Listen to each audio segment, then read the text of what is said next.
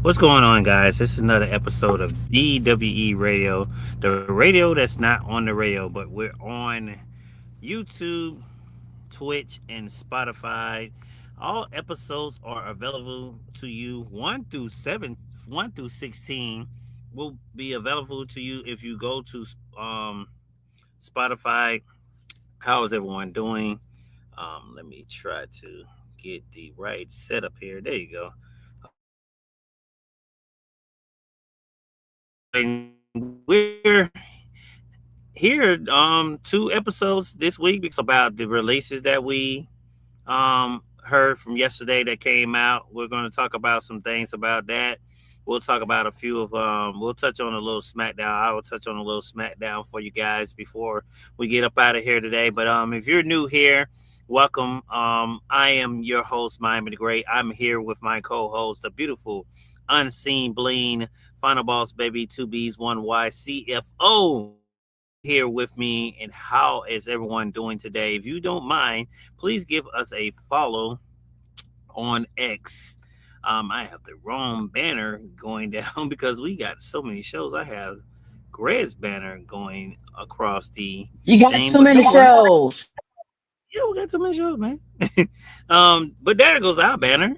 Shouts out to Greg. Hopefully he gets better and can do his show on Monday, the rundown.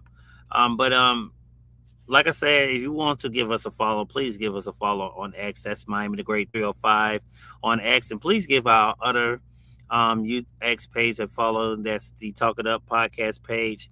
If you're joining us now, we're on YouTube. That's Talk It Up on YouTube. And if you're joining us on Twitch, that's DWE Radio on Twitch. And like I said, after the show goes off, you can go back if you want to not watch the full episode. We have a lot of shorts on YouTube that you can go back and see all of our highlights of what we talked about on DWE Radio. And how is everyone doing? It's a beautiful Saturday today. It's really actually raining where I'm at. So it's a little cold, a little nippy where I'm at, which is weird because it's supposed to be summer. But hey, who knows? How are you doing today, Final Boss Baby? Oh. Well, summer hasn't started yet. We're still in the very early parts of spring. So Really, I would, but in some areas, I would think that it'll get. no, summer It's doesn't actually start until it's 1 second. Let me go ahead and pull up the calendar up now. One moment. yeah. Go ahead and pull up calendar because I feel like the reason why I say No, that hold on. it's Hold cold. on. Maybe because I'm up The north. first, okay, Maybe well, the first day of summer doesn't start until, well, usually, Labor Day, but yeah, it Labor starts, Day. Jesus, that's a yeah, long Memorial way. Day, whatever it is. But yeah, it starts the 21st of June. So we got a whole 2 months to go. Okay, So okay. Well, yeah. it still feels like winter where I'm at. So, but it's because I'm probably up north. I'm not too far from New York, so maybe that's what it is. You know how it is. In New York. Yeah, I'm probably like a few ways from there. So Hey, New York is the best place to be, man. So you just saying that because that's your home state. I mean, of course, that's like that me is saying correct. me saying Miami is the best place to be. I mean, come on. I mean, Well, we yeah, all know. ain't no area like the Bay Area. So yes. You know what is not the Bay Area. Jesus Christ, stop saying that. And where you heard that from, that person clearly can't know there's a sense of direction if it hit him upside the head. Jesus Christ. Nothing But wrong with the Bay Area, man. yeah, that's in California, not in Florida. And Oh, you two sure? yes, I'm very sure. They kept saying it one day when we were watching WWE. You talking about some? They saying Bay Area. Yes, because it's in California. I mean, who knew? Jesus Lord. Man, let's go ahead, man. Shouts out to everyone who's coming in, joining us. Thanks to everyone who's sharing the space and stuff. Glad to have everyone here with you guys. So Hey, thank we you. are not on the stage. We are on a live. Live space, hey, they all the same to me, man. Shoot, hey, Hey, right now, hey, is we live or hey. not? Yeah, we Live or are not? live. Shoot, hey. But But yeah, yeah, shouts out to everyone who's joining us on live. Um,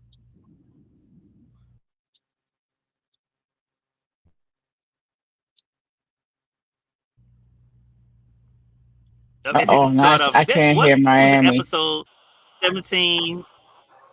You can't hear me? Yeah, no, there you go. Find a boss. Oh, you in and out. We gotta come on, hurry up, get together now. You in and out. Oh, okay. Jesus Lord. Now, let's get on new. No, your internet is Am I on bad here? now. You know, your in and out is bad. Is it bad? Nah, I think it's on your end.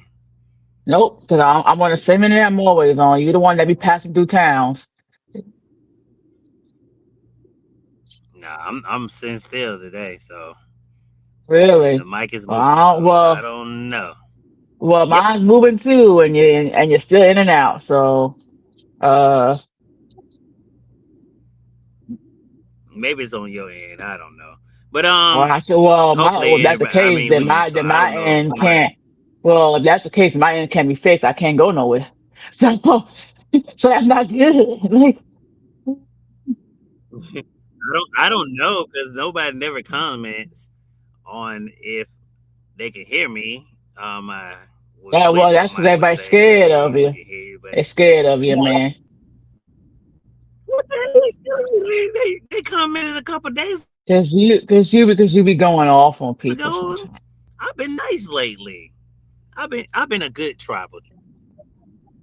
Oh my god, I ain't went off on nobody in quite some time. What they got to do with me? A You know lot. what? Anyway, hopefully everyone hears me.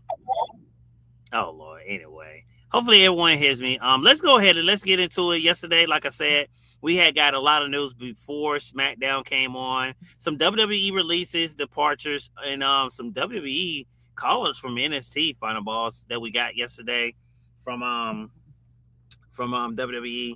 I mean, we're going to start off. I will read the list, and the list. Shouts out to Fightful Select and Sean Brissett for putting out the list. This is where I'm reading it from because they're now I can trust the most that actually came out with the actual list. And before I get down to this list, and before I get to people, I understand that people want to. Clout is a hell of a drug. It really is. But for you to go ahead and put out false information about someone being released or, you know, fake information is crazy. It is crazy. That's why I just get the information from the actual people who I know are credible sources. So that's just saying that to get started before we get in started into our show today. But the listing of releases or departures that was announced yesterday. Kyrie Sane was one. Addison Black, Zelina Vega, Uncle Howdy, known as Bo Dallas, Nikki Cross, Hmm. Santa Escobar, the Motor Machine Gun, Dexter Loomis, Eric Rowan, Jason Gray, Jason, Joe Gacy. I don't Hmm. know if you know Adam Chase. He's from NST Five Boss. Chase He was the you. Hmm. leader of Chase U. Hmm. Zoe Starks, Apple Fire, um, Maya Stills. She's from NST. Sarah Looney. I think that's from a person from K guys. LG. I guess it's another person named Tyson. Yeah. Tyreek, Chris Allen from LG, Mark Blake from LG, Tyler London. I guess that's someone from LG, and someone named Crawford. I guess that's another person from LG too. Most of those are like LMG superstars that has either been released been released or has made renew that the people was not going to renew their contract. I just wanted to put that out there before we get started, so there won't be any confusion because we don't know the exact nature of what was they release or was they departing the company or was they contract is up. But Final Boss, out of all that list, I guess I'll start with you because I'm guaranteed I'm going to tell you who I'm most surprised of off of this list. Who's the most person you're surprised with off the list of the releases? Yeah, before I answer that, I think the thing is that, when it comes to releases, they usually do releases usually twice in the year. I think they usually do it right around November time, and then they also do it right after WrestleMania. And for WrestleMania, they usually do it as soon as the day or two after WrestleMania, which we saw that a couple years ago, when they released Samoa Joe, which he had just hosted WrestleMania in a rain thunderstorm with Michael Cole wearing a poncho, which was released literally like a day or two after WrestleMania was over.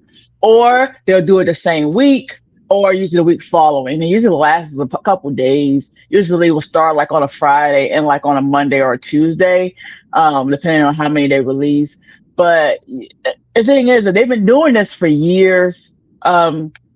But we get so caught up in WrestleMania. I think that's why they do it around WrestleMania. Yeah, because it's when they had that hard reset story wise, because WrestleMania is supposed to kind of end stories and start new ones.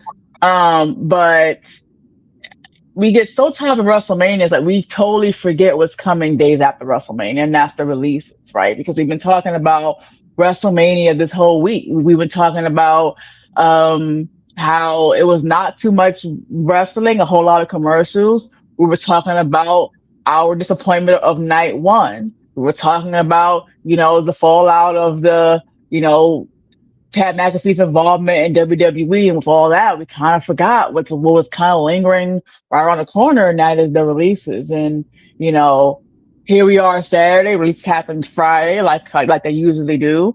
Um, and this is where we are. So a thing that shocked me before I get into names is we've seen WWE release people, but they usually kind of do it sporadically. I think Pure Fusion Collective is an example of that, where they released some members and had some kind of straggle around, and then we finally got to where they all were to release in the next releases. Um, we've seen also the last set of releases, I believe it was the last set, when we got the Last Legend and Jakara Jackson breakup. And then shortly after that, like literally a week after that, we got the releases, and Jakara Jackson was on that list, but Last Legend was still part of that team. Now, granted, they did split them the week prior, but the time frame was very, very close. This time around, they're releasing the entire teams. Also, a lot of times with WWE, they like the idea of couples. So they have tried their best the last few years to have couples be on the same show, or work at least around the same touring schedule. And usually they don't release one half of a couple. I think the last time we've seen that, if I can remember correctly, was when we got Me Chin and well, I remember him as Bear Claw. We got their release. Keith Lee. Yeah, Keith so Lee. yep, Keith Lee. So we got that, and we got the release of her, shortly after. It was like a few days later we got release of B Chin. But that was the last time we really seen that. But usually if it's a couple, they kind of stay. And then, we got the announcement from Bianca that, well, one, that she was in rehab for her hand. She showed the videos of that right after, like right around the beginning of the year. And then she comes out WrestleMania, announced that she's pregnant, pretty pregnant, because the belly is out. We now know she's 6 months pregnant. Um, but we weren't quite sure about the status of Street Profits. They were on TV for a long time. When they were on TV, it wasn't you know, a main card match. And Marquez Ford didn't look too good. He, as far as physically, he had let himself really go. I'm gonna go ahead and say he let himself go. Stomach was really puffy. He had like that bloated tummy on him, and then we didn't really see him too much after that. They weren't really doing a lot after that. And then before the announcement of Bianca's pregnancy, Angelo Dawkins, which is the tag team partner, of course, of Marquez Ford, put out a little GIF or a little video on social media saying like, oh, about they making a joke of him eating a lot, like fat boy Dawkins or something like that. And then she came out, made the announcement about her being pregnant, and then what do we get? On Raw, we got the return of Street Profits. Marquez Ford looks absolutely amazing. Looks back to being the Marquez Ford that we've always seen and know, jizzled, and now they're really back as like a main card feud just out of nowhere. Um, so it really had the whole lingering. It's like, hey, was something there that we didn't know because we found it weird. Here comes her announcement. We haven't seen Street Profits, and now right after her announcement of her pregnancy, here comes Street Profits back looking great. I mean, what the plan was, I firmly believe that if Montez Ford did not get himself back into being the Montez Ford that we're used to seeing, that we might have seen the release of the Street Profits and Bianca Belair. Not because they're not great, but because Bianca Belair, she's been out for over a year now with a hand injury, gonna be out even longer now because of the pregnancy, and Street Profits weren't being used, and when they were last used before this return, they weren't in the best of shape, making them and over there laughing about it as he struggled to take off his jacket that was too tight, which is a far cry from we want the smoke, right? So I kind of had that kind of thinking they know something, and of course we had this weird storyline with the Wyatt Six. I'm gonna go into that in just a moment, but it was weird because we had this transition where Tonga is telling Solo to give back the lantern. Following week, the lantern is back with the Wyatt Six, and we're thinking we're going somewhere, or hey, because we're going back into a bloodline story, which we are. No, maybe it was done so that way we can move them from the stories, with NFT and Solo, so that way we can release them. So there's weird hints of things going on. And with that all being said, this is the first time where I can remember, and I could be wrong, but that I can remember them actually releasing whole groups and couples. And to answer your question, I got a lot of shocks. And here's where I'm going to start. So I'm not shocked, but I am very hurt. Motor City Machine Guns is on my list. Tyree Sane is on my list of shock, and of course, Alistair Black and Selena Vega. Those names are on my shock list.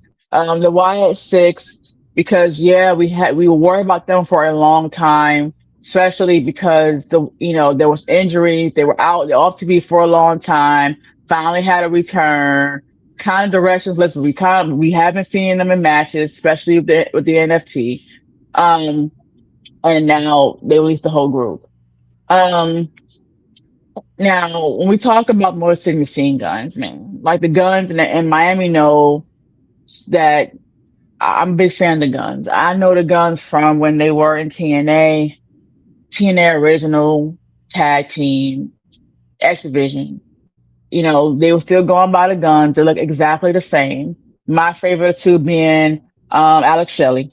Looks exactly how he looked decades ago. Oh, was super over in TNA, super freaking over. When they debuted on SmackDown, I would say they had a pretty good reaction. They were being pushed, but I always kind of felt like even though it's a tag team, that they always kind of had this weird mid cardy push for them. And then we slowly stopped seeing them on TV, started to see them more doing stuff in the back. Um, and what really hurt me was when I had seen um them in the back with R Truth. And I saw them in the back with R Truth. Um just a few weeks ago, I was like, wow, this is a telltale sign of, how bad they have fallen off the card. Um, and I had a lot of concerns.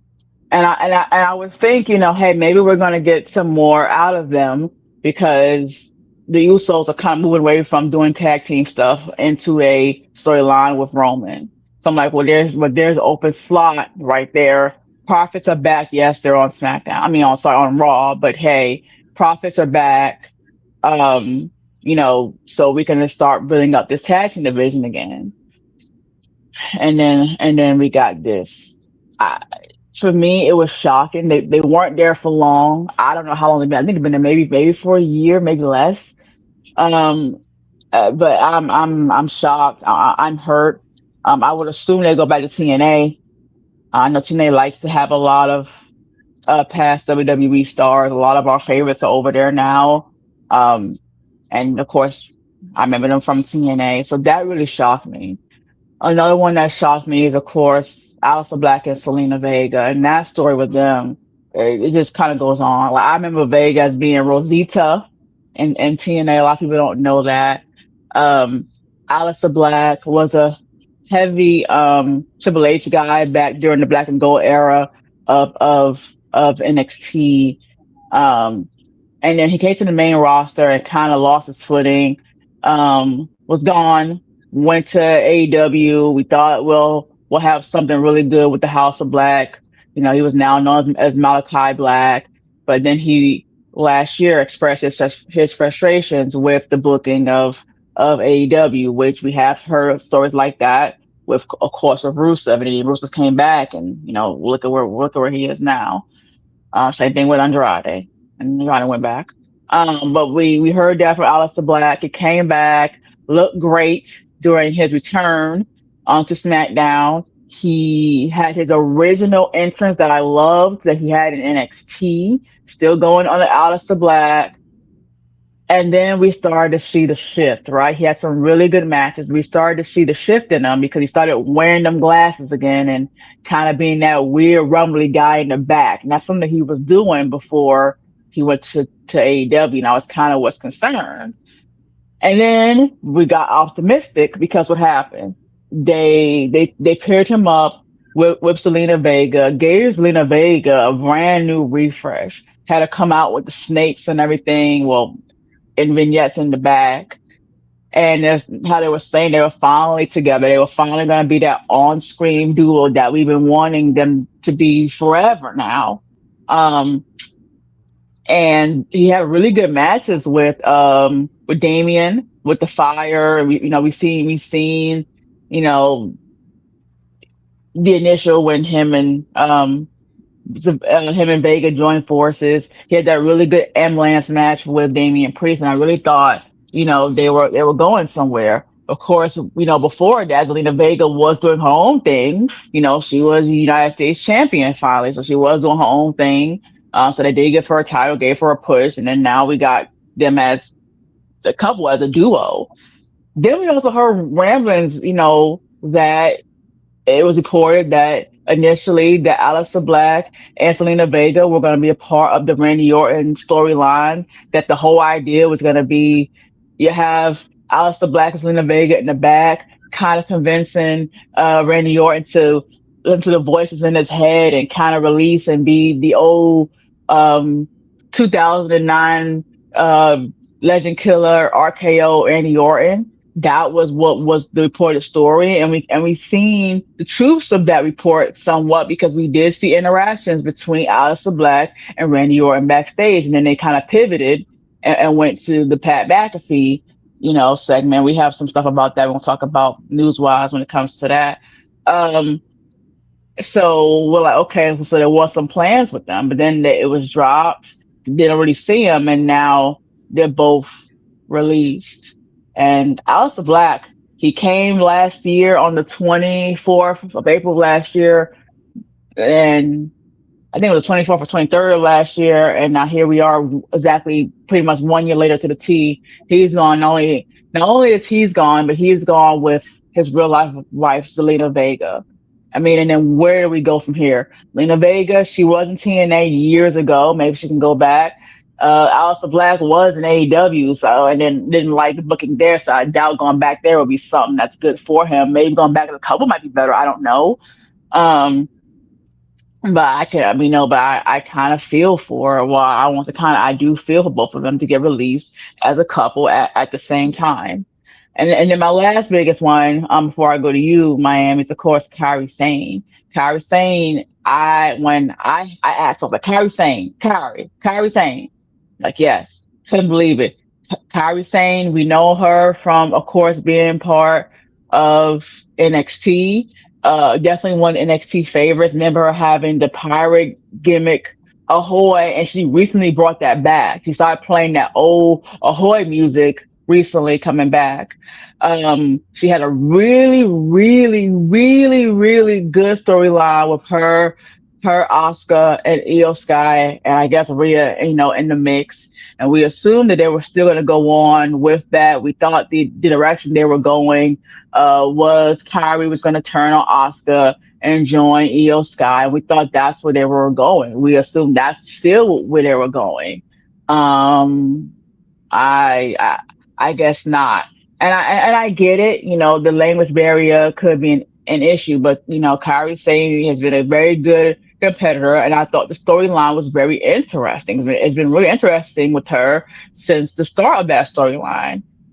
I assume now the storyline has pivoted from that initial plan to, I guess we're gonna wait the longer wait turn of either EO or the turn of Rhea against each other. I guess we'll go with that story instead for Io, where we'll have a turn between her and Rhea. I guess that's where we're going. The question is, what do we do with Asuka? I mean, unless the idea is to just, you know, have the turn and have Io go back to Asuka now, but then we'll have uh, Rhea just kind of just floating there without a buddy or a partner. I guess she'll just be that single star as she is. She's champion, and just have Io Sky go back to Asuka. Um, and there were a lot of rumblings in that last release because they felt like that's why they released Dakota Kai. One of the things that they felt like they really want to push Asuka, and they felt like Dakota Kai didn't really live up to the standards of what they were doing with Asuka and other members of Damage Control. So I mean, so goodbye to the Kabuki Warriors, because we have officially lost a tag team now, right? Because we don't have the Kabuki Warriors anymore. We lost Kairi Sane, which is really unfortunate. I do kind of worry about Oscar because it kind of leaves her in limbo unless they do my plan, which again is to have her team up with Io Sky. But I also think because she has so much seniority there, she was a favorite from NXT. She's definitely a veteran, a GOAT. Up in age, she's like 44. But that doesn't look good. Um, and then lastly, the Y6. Y6 for me, saddened but not surprised. And the reason why I want to talk about Y6 just for a little bit before I go to Miami and hear his thoughts is, we all know about Bo Dallas. I like Bo Dallas back when he was the bully, even back when he had the B team. The B stands for best. One of my favorite things, super over. I don't care what no one says. Guys, chance to see them live, love them. Um, and um, you know, he made a return back with Bray Wyatt. We know the story of Bray Wyatt. He was released, was brought back for only a couple years, and of course had an untimely death, health reasons in his 30s. Very sad.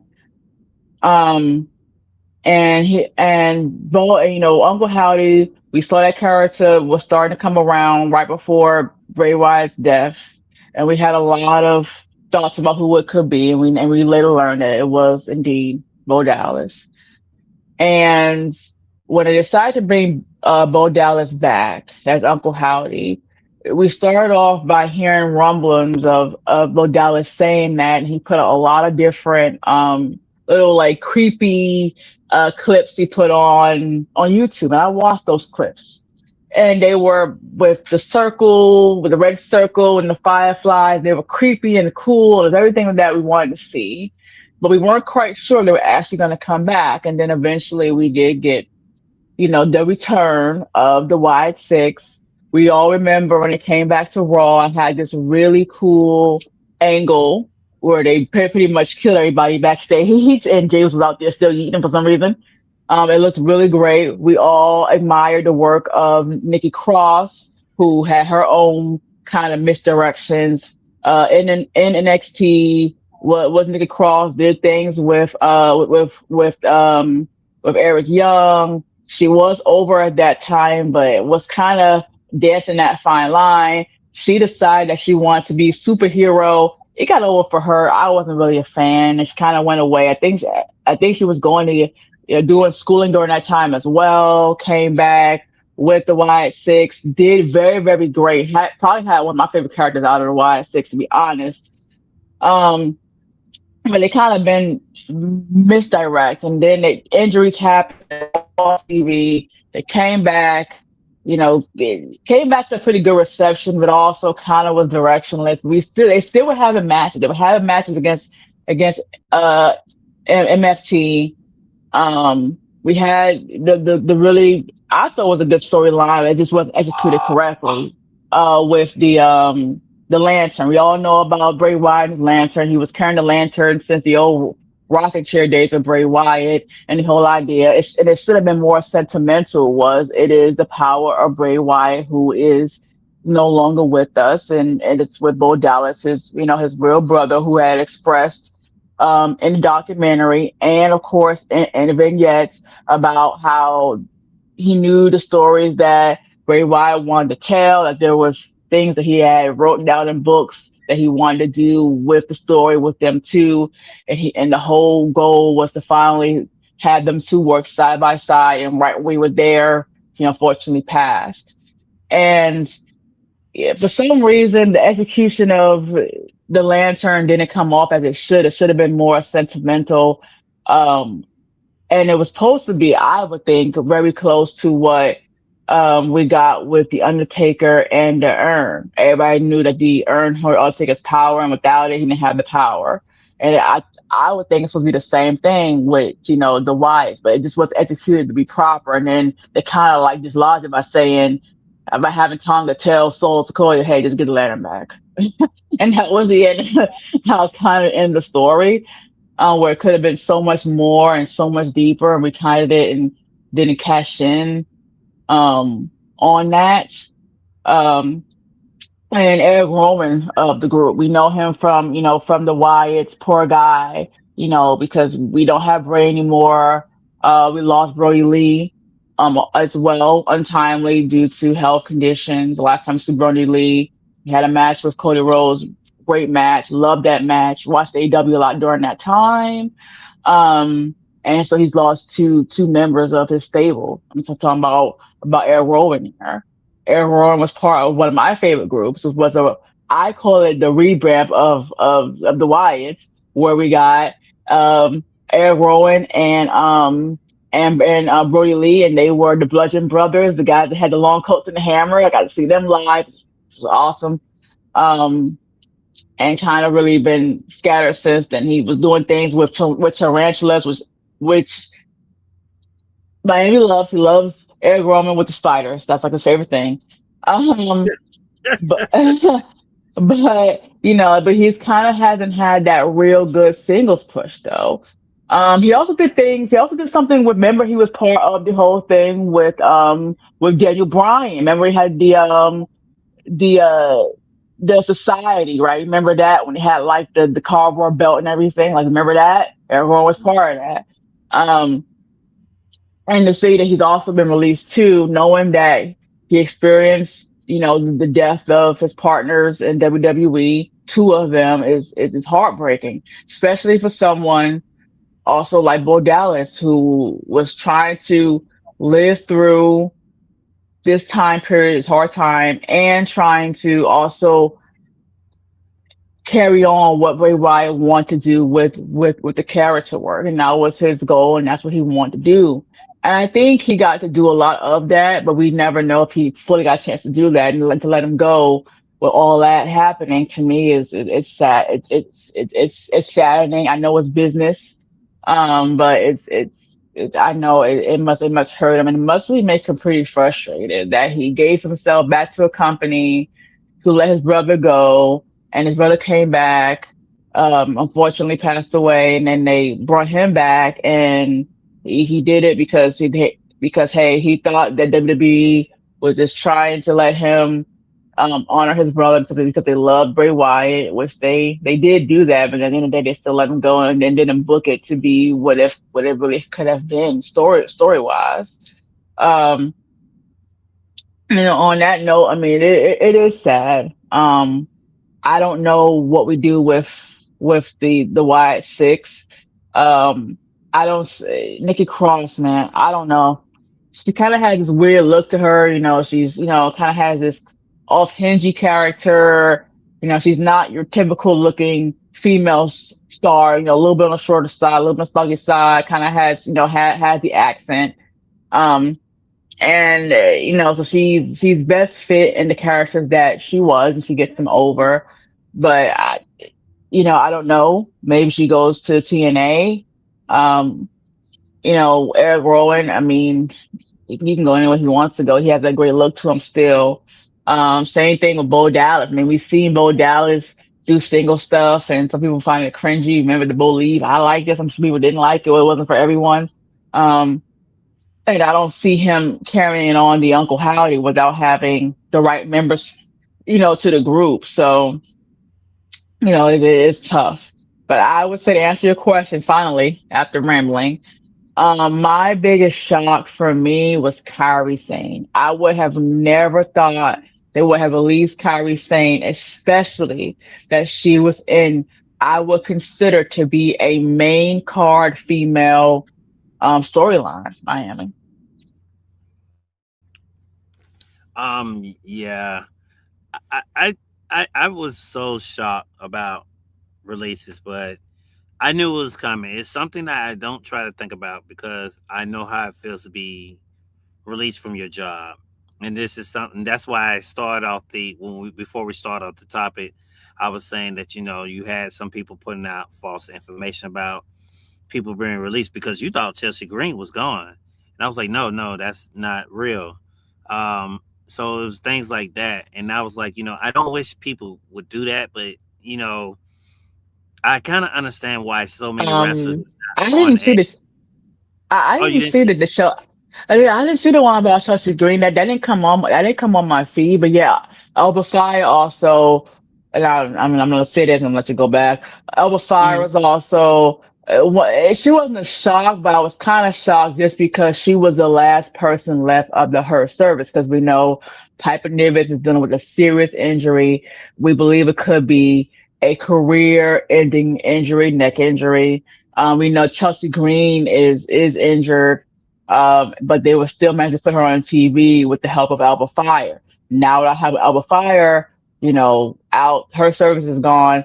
Where's Lady Chelsea Green? She has to stay off TV, get through her injury, and get a whole new rebrand. Alba Fire, she is a good wrestler. She had a lot of potential behind her before coming over to the main roster, and it kind of got lost in the sauce. But I feel like by her being in her service um and with Chelsea being not in action because of the injury, it really gave a chance for us to see what Alba Fire can do in the ring because she was having matches, a lot of matches being storyline and real on behalf of Chelsea Green just because of the injury, and then we still got her being let go. And of course, we got Zoe Stark, who had that really bad injury that we saw live on Raw, with the knee. But it was reported that she was cleared and was in the PC Center, and she was released. And I talked about this during her injury, where according to um, to Tommy Dreamer, just shouts out to Busted Open. According to Tommy Dreamer, is that the story was Zoe Starks, is that she did not pass her first tryout. But him and Gail Kim had really fought for Zoe Starks because him and Gail Kim and others had believed that at that time that Zoe Starks was kind of like your next Jordan Grace. And that they had denied her WWE had denied her tryout for the main roster, but when she retried out, they did give her a contract for NXT. And she was trained by Gail Kim and Tommy Dream. And eh, to hear that she went through that bad injury and was cleared in like about a year, which is pretty fast turnaround time, and to hear that she's gone is to me is crazy. But yeah, I'm gonna let you go back in, Mine. I didn't mean to cut you off. No, you okay. Stampede asked a perfect question here. Shouts out to Stampede. He said, so a question to both of the hosts is all of the releases that are just happening, who will be who will you who will you be continuing to watching? Um, if you're talking about as far as releases, and I don't like doing that, but I wouldn't be surprised if it's someone we haven't seen on TV. I'm not surprised about the Paulo Cruz Stampede, because we haven't seen him on TV in quite some time. Apollo Cruz was on that list. He was released. He's Yeah, gone. yeah, He's yeah. No, gone. no, no. I'm saying no, no. I'm saying no. I'm saying yeah. I'm just giving him an example. Like I'm not surprised that he was released. Um, but far as anyone who's left over, and thank God nothing didn't come out today. Because like I said, I don't like Well, the. hold on. I think we're misreading Stampede's question. I think what he's trying to ask is that all the releases, who are we going to continue to watch? I think who are we going to continue to still Oh, okay, look okay. I for thought. if they come back to another promotion? I think that's his Oh, question. okay. For me, the answer is none because I am too busy and also too lazy to watch other promotions. Well. Me, I'm not gonna lie. I can see Kyrie saying in AEW. I can see Zoe Starks in an AEW. They just scream AEW to me. Um, they scream AEW No, to me. for me, Zoe Stark screams more of TNA for me. Really, When she I think Zoe Starks, I think Sonya Deville. So I think TNA. really. Hmm. I mean, I can see that Final Boss. I can see that like with her, but I wouldn't mind seeing her in Death Rebels. I mean, Death Riders. I mean, why not? She seems like she fixed that style of Hold them. on, hold on. Did I hear right? Because I almost heard Death. I'm like, Death Rebel is doing matches I mean, now. not Death Oh, Riders, I'm like, wow. not Death Rebels, Death Riders. But I'm like, wow. When TKO said they gonna cut no, things, they were well, no, serious. They gonna have the I guys know that's making the music, be the matches I, now, man. that's Hey. Carlos' favorite team. Now, y'all leave our team alone. We love John Moxley. I like the angle they doing with Ospreay, but hey, I can see her joining that. It seems like she screams that to me. But to the question, he did say that. Okay, he said who will watch if they land in a new promotion. Um, I think Kyrie Sane and Zoe starts for me. I know Final Boss is going to probably really be watching the Motor Machine Guns because that's her favorite team. Um, I don't know where Allison goes, man. If I was the Wyatts, and I've been hearing about how great Undertaker has been doing down in AA, I will let him go down to AA because it seems like they was bigger down there than they was on the main roster. If they want to go down there as a group, I think they'll do perfect. I think they will thrive because Undertaker can understand how to book a gimmick like that because he had a gimmick like that. So I wouldn't mind seeing that group in AA, but I don't think that will be the case because I think Dexter Loomis seems like he's going to TNA because Anna Hartwell put up the gif of her and him back when they was in NXT doing a hug. So I think he's going to TNA. But out of all those people, I think Kyra Sanes and Zoe Starks will be the ones I will be looking out for. Um Stampede. He said he would like to see Zoe Starks in New Japan. Yeah, and that's what I was saying too. She just seems like a striker to me, final boss. I do agree with that. What Stampede said, but far as the people who was on this list, the most surprised final boss, I think me and your list is quite the same.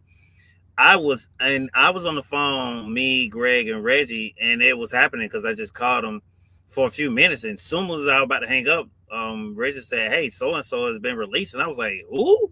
And he was like, he was just going down the list, and I was most shocked about Zoe Starks because she was just in the Performance Center, and Alistair Black and Zelina Vega, and shouts out to all the people who've been posting the backlash because that was backlash when she did the had the Puerto Rican flag of her when her and Rhea face each other. Shouts out to those people who post that video because man, that was maybe one of the moments that I'm not gonna lie. Still to this day, I feel like WWE should have put the title on her final balls. But great match. She's a great athlete. I'm most shocked about that. Wherever she goes, she's gonna thrive. And we're gonna get to some of the things about Zelina Vega here in a few. But I think those was a made me my main two final balls, Alistair Black and Zelina Vega. I think those was my main two, and Zoe Stars because like I say, I thought she was coming back because she been on injury for so long. Wait, so Um, you are shocked about my Motor City Machine Gun? no, because they've been off of TV for so long. Oh my gosh. I think, and this is just me. I mean, if I was a wrestler and I knew they wasn't using me once it gets close to Mania, I already is kind of in the back of my mind trying to set myself up for some bookings because I already know I'm probably going to be. Hmm. I mean, because I mean, around this time, and like I say, we all hate it. I think the community of the IWC. I think this is when we all come together. This is like most times. It doesn't matter if it's AEW or WWE because from what I heard, maybe AEW has let some people go like a few months ago. So it's a Yeah. time that I And think then both sides don't like seeing. And then one of the things too with AEW and people like to get on Tony Khan about is that, initially when AEW was first, formatted, we had the Elite Tony Khan, of course, Mm-hmm. Brandy and Cody Rhodes. Mm-hmm. One of the things that came out, they weren't going to be contractors, which they aren't. They were going to be actual employees. They were the first mainstream promotion to actually have employees versus contracts for wrestlers. Mm-hmm. But one of Yeah. the other Yeah. things is about the non. But one of the things is the non compete clause. Well, we know what happened backstage with the Elite and of course with Cody Rhodes and Tony Khan, but now here we are, if less than 10 years later, and he has done when he's added on when he's added on time to contracts, which is a tactic in WWE famously used forever. And also Mm-hmm. having that, and also extending contracts, which is also was also something that WWE has done forever. Now WWE, they do it to the more extreme. Like I think that's an example of that is with Samantha Irvin, where she left and she was able to leave, but she can't do anything for like 2 years. Um, but we have seen AEW do things that are like that, and that's where we are now in the industry. However, with that being said, hey, WWE, yeah, they're still the biggest mainstream promotion, whether you love it, you hate it, you're gonna respect it, Mm-hmm. but there is a lot of other guys out there. At one time, the other guy was TNA, old school TNA, Mm-hmm. which I loved. Then we started to get a lot of promotions started coming up. Of course, we all know about the old indies like Ring of Honor, things like that. But we also got a lot of players out there. Of course, AEW, of course, TNA, of course, GCW. Um, so the doors are all over now. Yeah. MLW. Um, but I have noticed that PNA is picking up a lot of former WWE stars and re-signing them. Of course, we got the re-sign of one of my favorites. The most beautiful woman in the world, I would say, is Sonya General Deville. manager. She's Um, doing the general manager role over there. Yeah, hmm and doing a great hmm job. Uh-huh. And we have, and we have seen people kind of come and go. We've seen with Alistair Black, was WE, Don, went to AEW, didn't like booking AEW, came back to WWE. Of course, now he's released, but we have seen that. We've seen it with Rusev. We've seen it with Andre, who was on, Andre, um, yeah, and that guy there, he's just ping pong ball. But we have seen that, and Hey, now he's doing Paige. way better in AEW now. I'm not Yep, even yep, yep. gonna. And Paige, and now we got Hey, Paige because we know the thing with Paige, but they were very clear with her. You got to continue to pass them drug tests. We know that Paige has history with a lot of drugs, including cocaine. So, well, she said she's been clean for a long time. She passed, everything is good, and hopefully she can stay good. Now she's back on the main roster. Hopefully she can stay sober because if she doesn't, then don't hesitate to let her go. Um, and so, hey, so we have seen that. So just because someone is released or if they leave doesn't mean that they are usually gone, forever. We yeah, also seen WWE with reverse decisions. We've seen that one, of course, the most famous and the last person being R-Truth. But we also seen it with Jake Maverick as well. So things like that can happen. Now we didn't get it with Karen Cross, and we thought that we would because the fans were so behind him, and we didn't. We didn't get it. Which hey, shouts out because I feel like even if we had all that fan power and they brought back Karen Cross, I think he would have been released during the next go round anyway. They were released him and Charlotte Bordeaux, just like how they did Alistair Black and Zelina Vega. So I mean, this is part of the scale, part of the livelihood. I mean, it is unfortunate though. But I'm just shocked what Kyrie was saying though, because she's in a mid feud, man. She's in the main feud.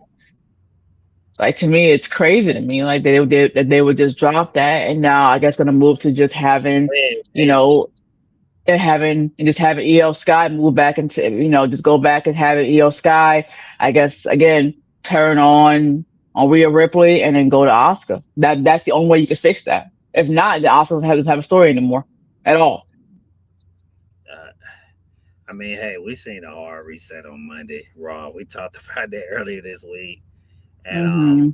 seeing how they can make a story, seem like it's not there. I mean, it was times where we seen stories even when Vince was in charge, where he released somebody. Well, Next week it was like that story didn't even happen. So that's something that I know they used to do. But I do agree with you mm, on that one, Final Boss. I'm finna read a few comments here real quick, and then okay. we're gonna get to some of the NST call ups because we did get some call ups, Final Boss. But we'll get to some Hmm. call ups. But MP said he Yeah. sees Zelina and Alistair going to MLW. He said Mm, Karen Cross and Scarlett, who you was just talking about.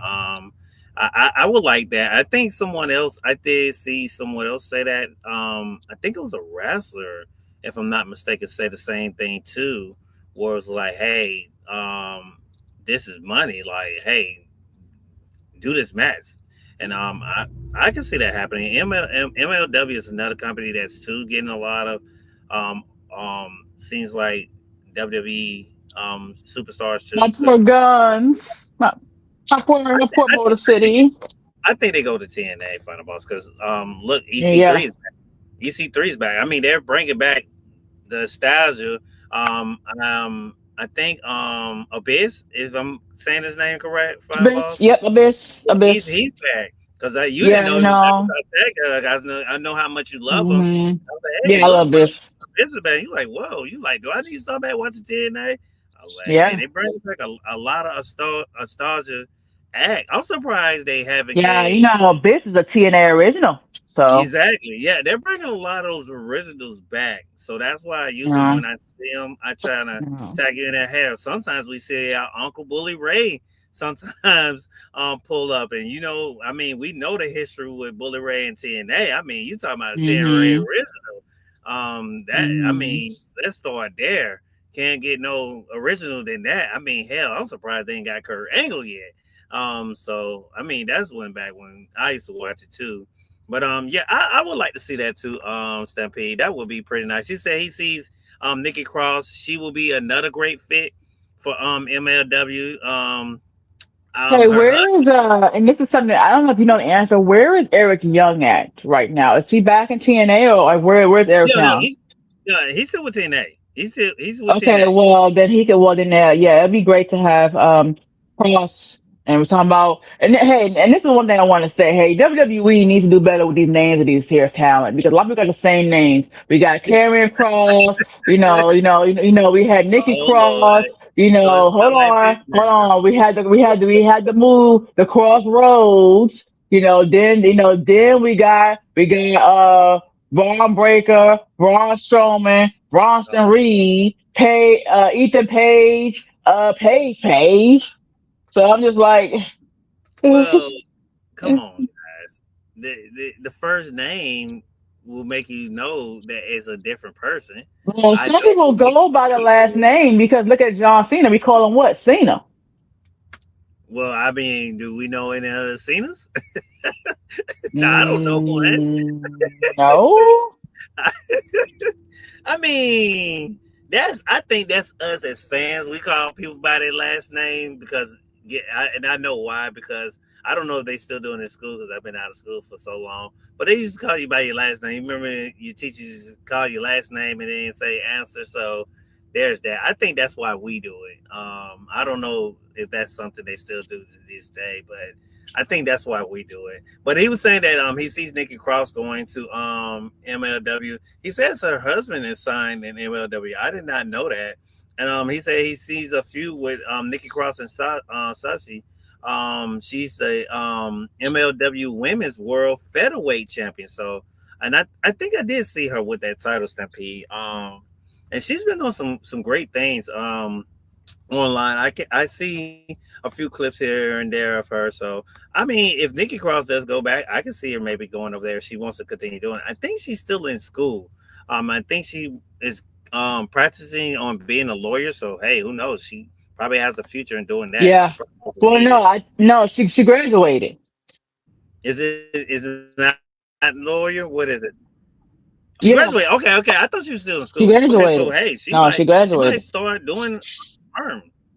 Okay. I She mean, hey, well, that I graduated. mean that opens the door for a lot of possibilities for her. Well, does it? Who knows? He said, Hold on, because as we know, someone else got a law degree, and that person's name is who, Mister what's the guy's name? Jesus, the one you that was talking with the about Nexus, Jesus, Dad. the one that was with the Nexus, I want to say ain't it the black Dave guy. something? What's the guy name? I know who you're talking about. I don't know why my mind is going blank. I know who you're talking about. Oh, I know, I But got hey, it. he's David Otunga. David David. Okay, Otunga. I knew David something. Yeah, I couldn't yeah, think of yeah. what. I was David like David Otunga. something. Yeah, but apparently, Well, he they no WWE well had hired him as a lawyer a while, a couple months ago. I don't know if Well, that's still a thing. but they got mad at him because he was saying something about. I think he had something about a contract or something. It was something months ago. But he still. I Mhm. think he got his own podcast and things like that where he talks about different stuff. Like even if it's like I think AEW or WWE or whoever when it comes to things like that. I think he understands the language of contracts. So he's far as I know, he's doing pretty good. He has still a nice office front of boss, and I mean, must be doing something pretty good or doing something right, if you ask me. I mean, that's just me. I Mhm. don't know. I'm not pocket watching nobody, but I mean, hey, you got to be doing something right. Um, Well, he went to freaking Harvard though. yeah. I remember that. I remember. I think they made that into a gimmick, if I'm not mistaken. I Mm. could be I wrong, don't but I remember thought they them made doing that into a that. gimmick where I he remember was them just saying that putting as him. he used to Well, go they would. out like. Well, they would say it, but he was on a commentary during that time. Yeah. I remember that. Yeah, but I mean, we'll see where most people are going. Like I said, we did get some NXT call ups. Next week we get your girl final boss Blake Monroe is on SmackDown. Yeah, I Ricky heard Saints will that. be joining SmackDown, and Fatal is on. They debut this weekend. If I'm not mistaken, they are the only people to come up to this week. But next week we're gonna get Blake Monroe. We're gonna get Ricky Saints. I'm very interested. I'm not gonna lie, find about some very interested is where Blake Monroe is gonna fit on the SmackDown roster. Right away, you got Fatal Influence Jesse Jane taking on Charlotte Flair next week, which I'm very interested in seeing. I love the way Charlotte's doing this, trying to help the next generation, not going straight for a tag title because Jay wasn't on SmackDown this week because she was celebrating her husband's getting into the Baseball Hall of Fame. So shouts out to him, congratulations to him. Um, but I really am interested in seeing what's going to go, what's where Blake Monroe fits on SmackDown.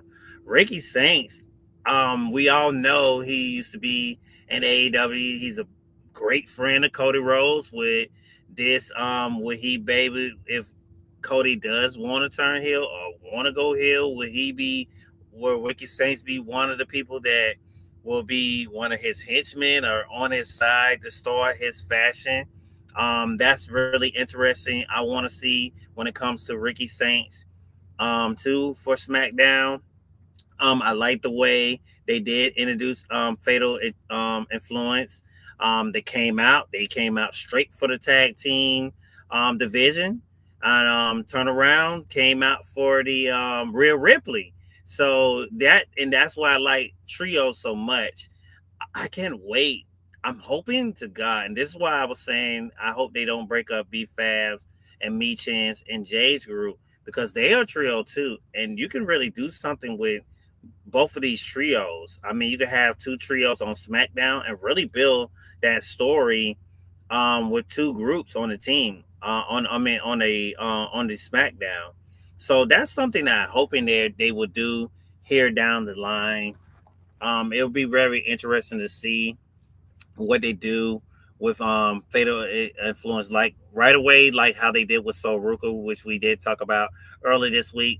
They plugged JC Jane into the story of being tied with Rhea, and actually had a match with Rhea Ripley. So, um, like I said earlier this week, when you are plugged in that quick, and I like the way they're doing that because you got to. I think the IWC has been saying that we have to start building new stars because some of your stars are getting ready to be retired. You never know when you'll be released. So I think that's something that we have to keep in mind when we get down to just building the next stars that come up, especially when they come up from NXT. I know usually in NXTs takes so much time to get a person over. I think another person will have to be Roxanne that I have to start building too sooner or later too.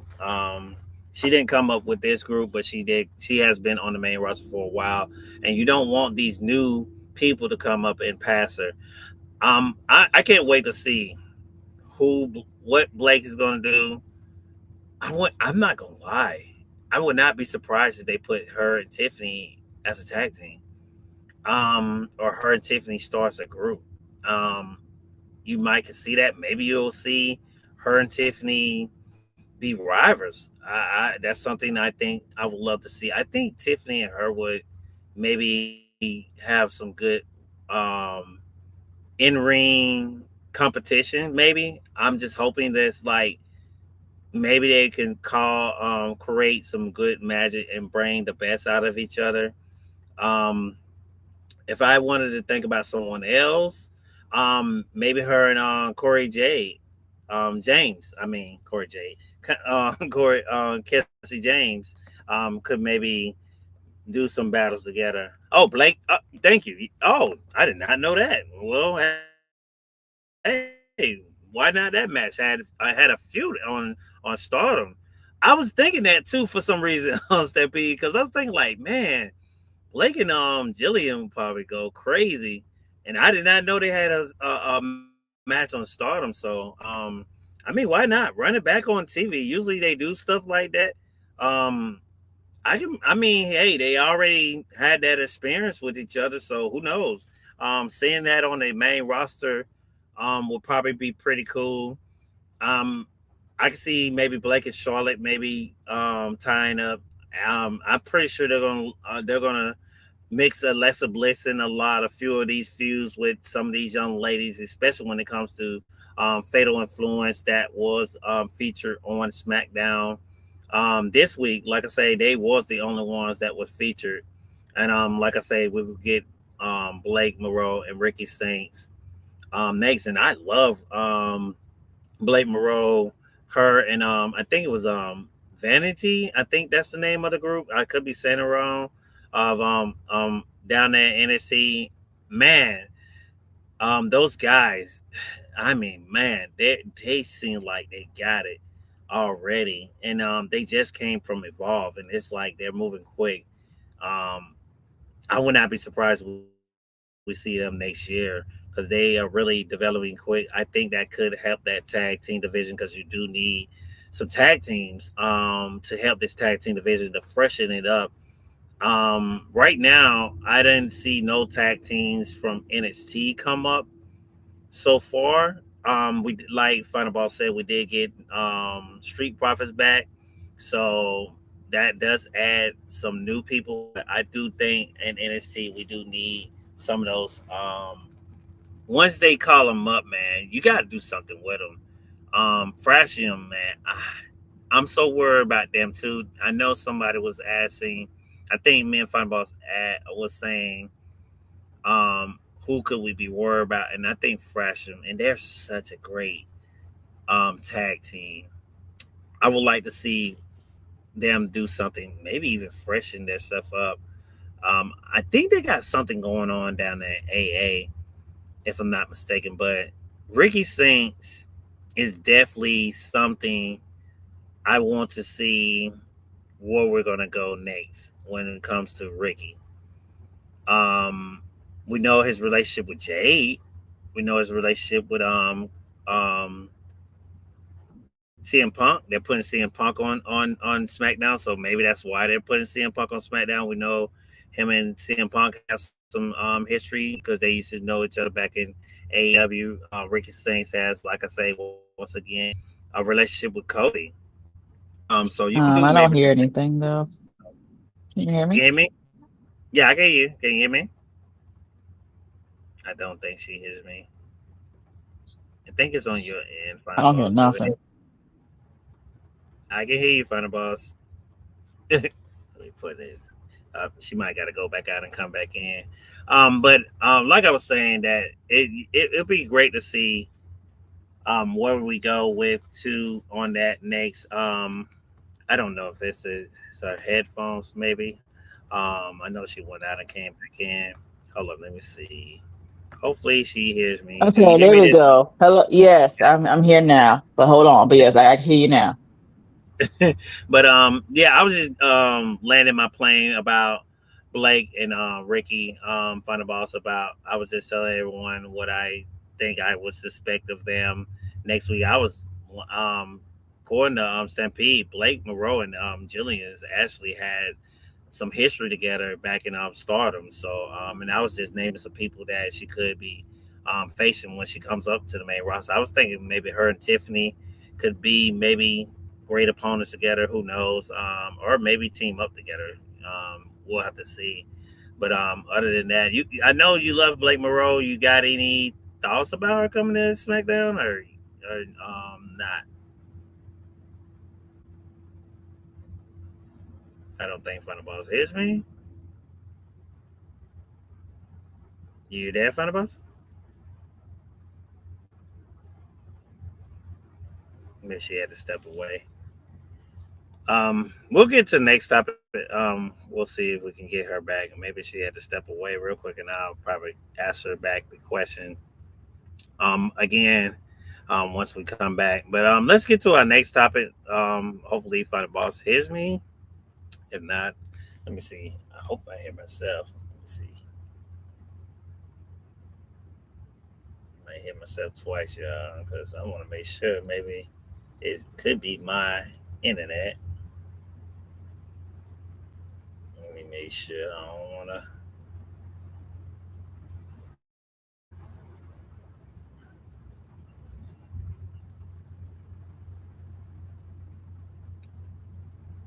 Testing one, two, testing one, two.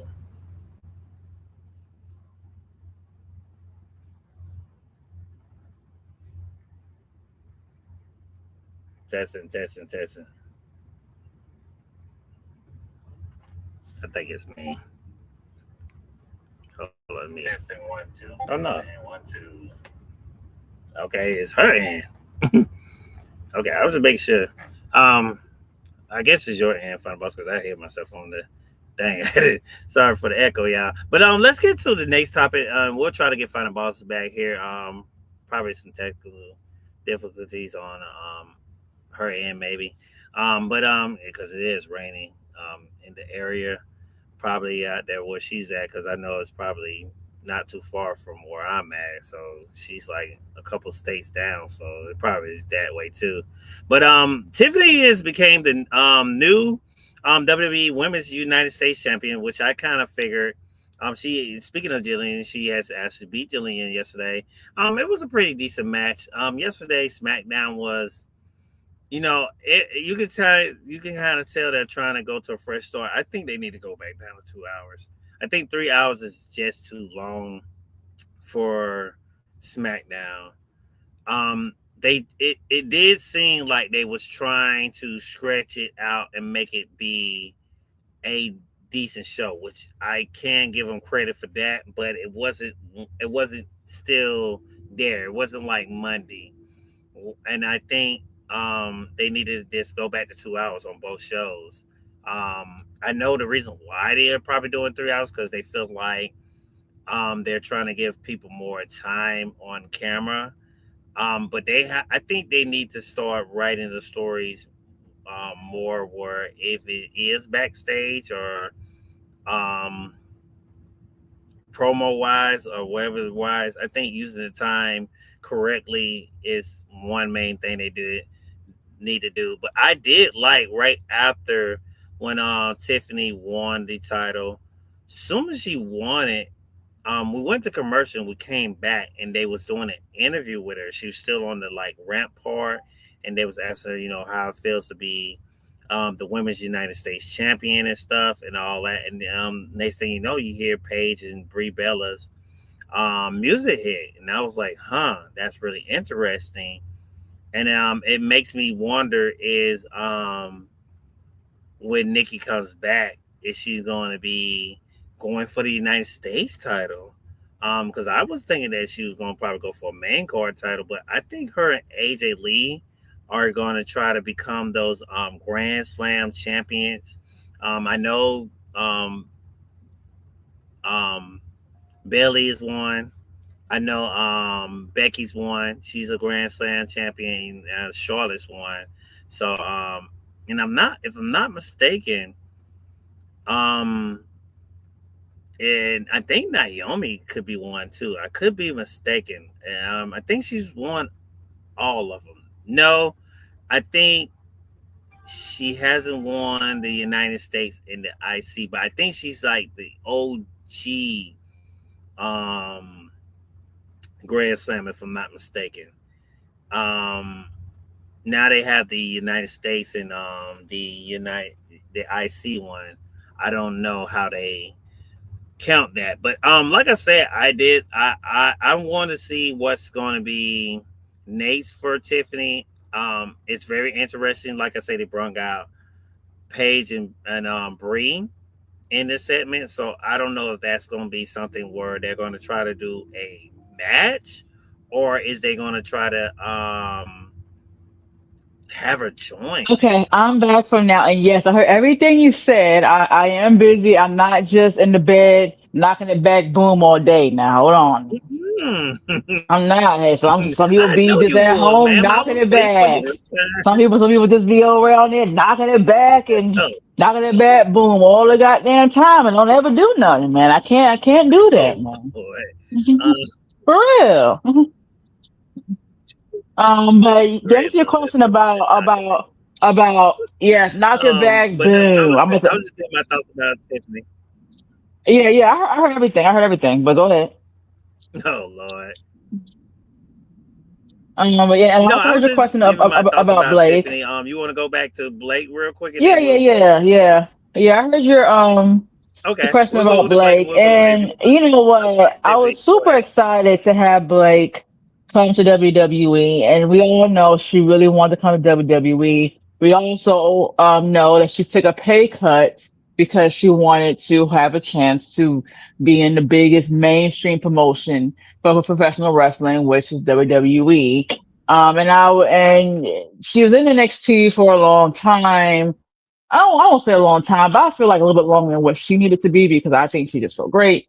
Um, but her gimmick, I liked and hated at the same time. I thought she could have had a more better gimmick. Her gimmick is very, it kind of fits, Marilyn Monroe type of, almost like an Empress style gimmick. Um, And I just really hope that it transitioned really well on the main roster because when I look at her gimmick and it's kind of a stretch, but it kind of reminds me of like a Tiffany. So I'm like, yeah, I'm hoping that it does work well in the main roster is my only concern. Um, I am excited to see her on the main roster because as you know, and I will say I do not watch NXT. I have not been a fan of NXT since since they made it NXT 2.0 with the colors, I was a big fan of Black and Gold era, big fan. Oh Lord. But since then, I have not been. And then the one time I was gonna watch NXT was when The Rock showed up, and someone didn't pay the bill, so I couldn't see it. So with that being said, There we go. There we go. There we yeah, go. you I damn knew right, it. you damn You right. just That was couldn't gonna be help yourself. that. Yes, because that was the one and only time he was ever gonna be on that goddamn show, and you ruined it for me. You damn sure ain't gonna be on it now because girl don't work there no more.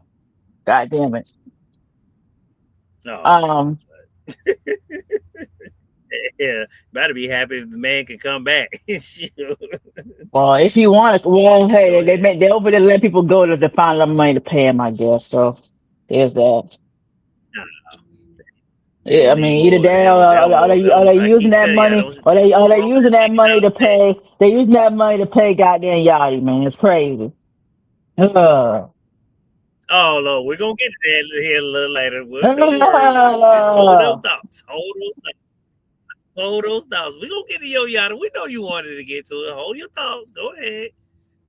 I mean, before we get to that, is there anything else you want to get to before we talk about the Randy Orton Did you news want stuff? do you want to talk about the Tiffany win? Yeah, I mean that's good for Tiffany. I was really shocked that she didn't have a match at WrestleMania. I mean, this was the girl that was really the biggest thing going into WrestleMania. Of course, we got it was more like a flop because of the her and Charlotte didn't have any, good chemistry. But I was surprised she didn't have a match. She has been very vocal about her not wanting to do it past 35, that she was looking to really branch out to Hollywood. So she said that. The wrestling I don't think is really her passion, but I do like Tiffany. Um and I do have some concerns about Gilia just because she lost the title. We know that they've been having tension between her and Keanu James for quite some time, and now that she doesn't have the title, and now they're gonna break apart her and James. It's just I'm like, so she won't have a mouthpiece anymore. I have a lot of concerns about her booking wise first, and possibly even the release wise. Uh, Even if she makes through releases, which she probably will, I believe now. I think she's kind of like in that clear. But if she does, booking wise, I don't see that they're gonna do a lot with her unless they try to put her with like maybe Oscar instead of doing the Io Scott thing and make her be with Oscar instead. But they just kind of gave her. I mean, she has a great look. She's great in the ring, but The language barrier is a thing. She didn't really get over with her and James. It kind of was an odd pairing. I think the idea was there, but the pairing of it didn't really translate well on TV. And now here we are. Tiffany is champion, so now Nigeria doesn't have anything besides the feud with her and James. And once that's done, where do we put her? So I kind of got a lot of concerns about that, to be honest. As far as Tiffany, Tiffany is just going to be probably just your regular lower mid card or mid card champion with the United States Championship. But I am happy that she is getting that. Um, and it's really helping her kind of really stack up the belts now. If you think about it, I mean, she was women's champion. Now she is United States champion, and that's good. I think that's right where she needs to be. Tiffany has a lot of talent. She looks great. I love her gimmick. I love Tiffany Top. Sometimes it's a bit cringy, sometimes really good. But I think as far as her ability wise, I'm talking about just ring experience. She's not the most smooth in the ring. Not saying she's not talented, but there's a lot of missteps there, as we would expect because of her background with gymnastics, not really wrestling. But I still think she should be farther than what she is now, as far as performance wise in the ring, and she just kind of not. So I think her being in this more of a mid spot is exactly what she needs to be. Where she is still being put on TV, still being showcased as she should be because she is great, but also having her kind of step back and probably have a little bit more matches because she didn't have many matches when she was champion. But have more matches now and kind of get that practice with not being with so much spotlight of her being that main card figure. And it is a step up for her now to at least have the United States Championship versus not being on the WrestleMania card whatsoever, which is a great comparison from this year to last year when she was the girl who came out with the Barbies in the box and everything. Um, and that's how I feel about that. So I'm excited to see it. I'm also excited to see. This is a little bit of a stretch, but I do kind of want to see her go against Paige. I don't know why. But I think her versus Paige would be Really? very, very, yeah.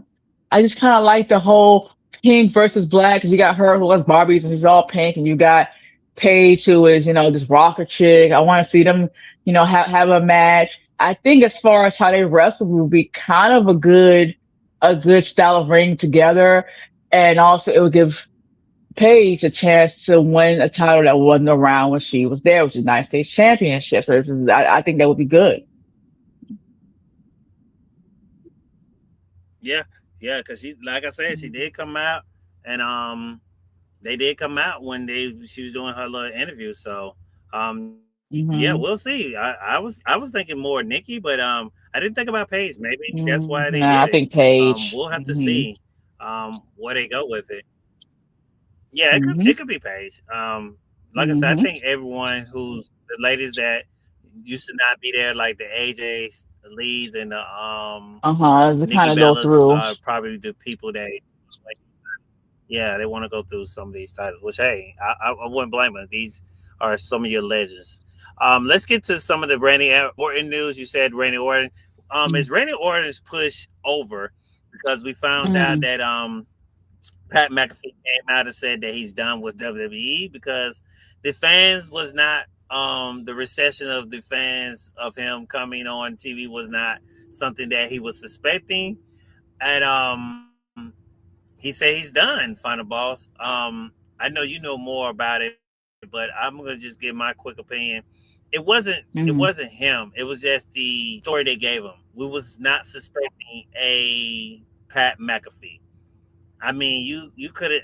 I wouldn't mind if it was Alistair Black. Would have probably made more sense because Alistair Black is known to try to do those whispers in people's ear and things like that.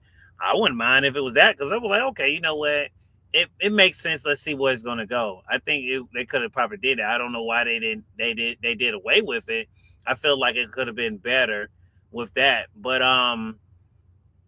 I don't think his push is over. Final boss, what he did, from my understanding, I guess he did get a back injury. Cody did say in the promo that he did bring up Randy in his own promo on Friday, but he did also call out TKO saying that hey, y'all was y'all interfered in my business with putting me in when you put me and Randy Orton together and doing a match, and y'all let Pat McAfee interfere in the long feud that everyone was waiting for, and ruin it.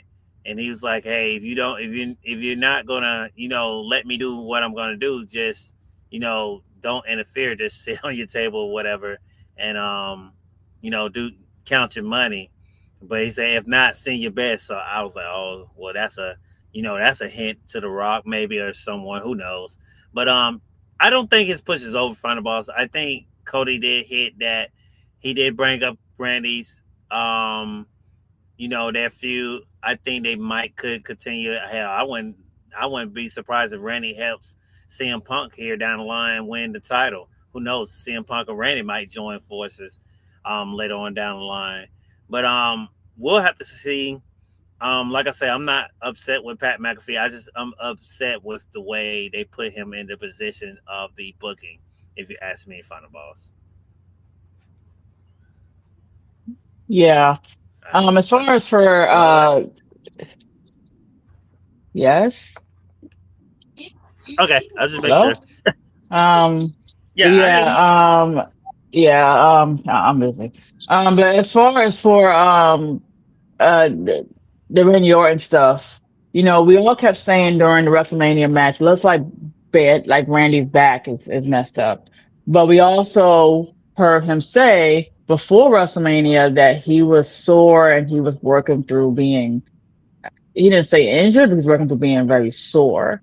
So I don't know if he actually had injured himself prior to WrestleMania, maybe during training, preparing himself for WrestleMania. We don't, or if one of those brawls that I don't quite know. Um, but the reports came out that that the idea was to have Randy Orton to win number 15 and to set up a tag team match with, to have, with Jelly Roll and him and Pat McAfee, and Cody for Backlash. Um, which would explain why we saw Jelly Roll get physically involved at WrestleMania, and why he was somehow pushed from the story with him and Kit Wilson to really this story. And I'm like, well, where are we going? But now it kind of makes sense. The plan was to have him be part of that tag team, for well, tag team match, I should say, for a Backlash.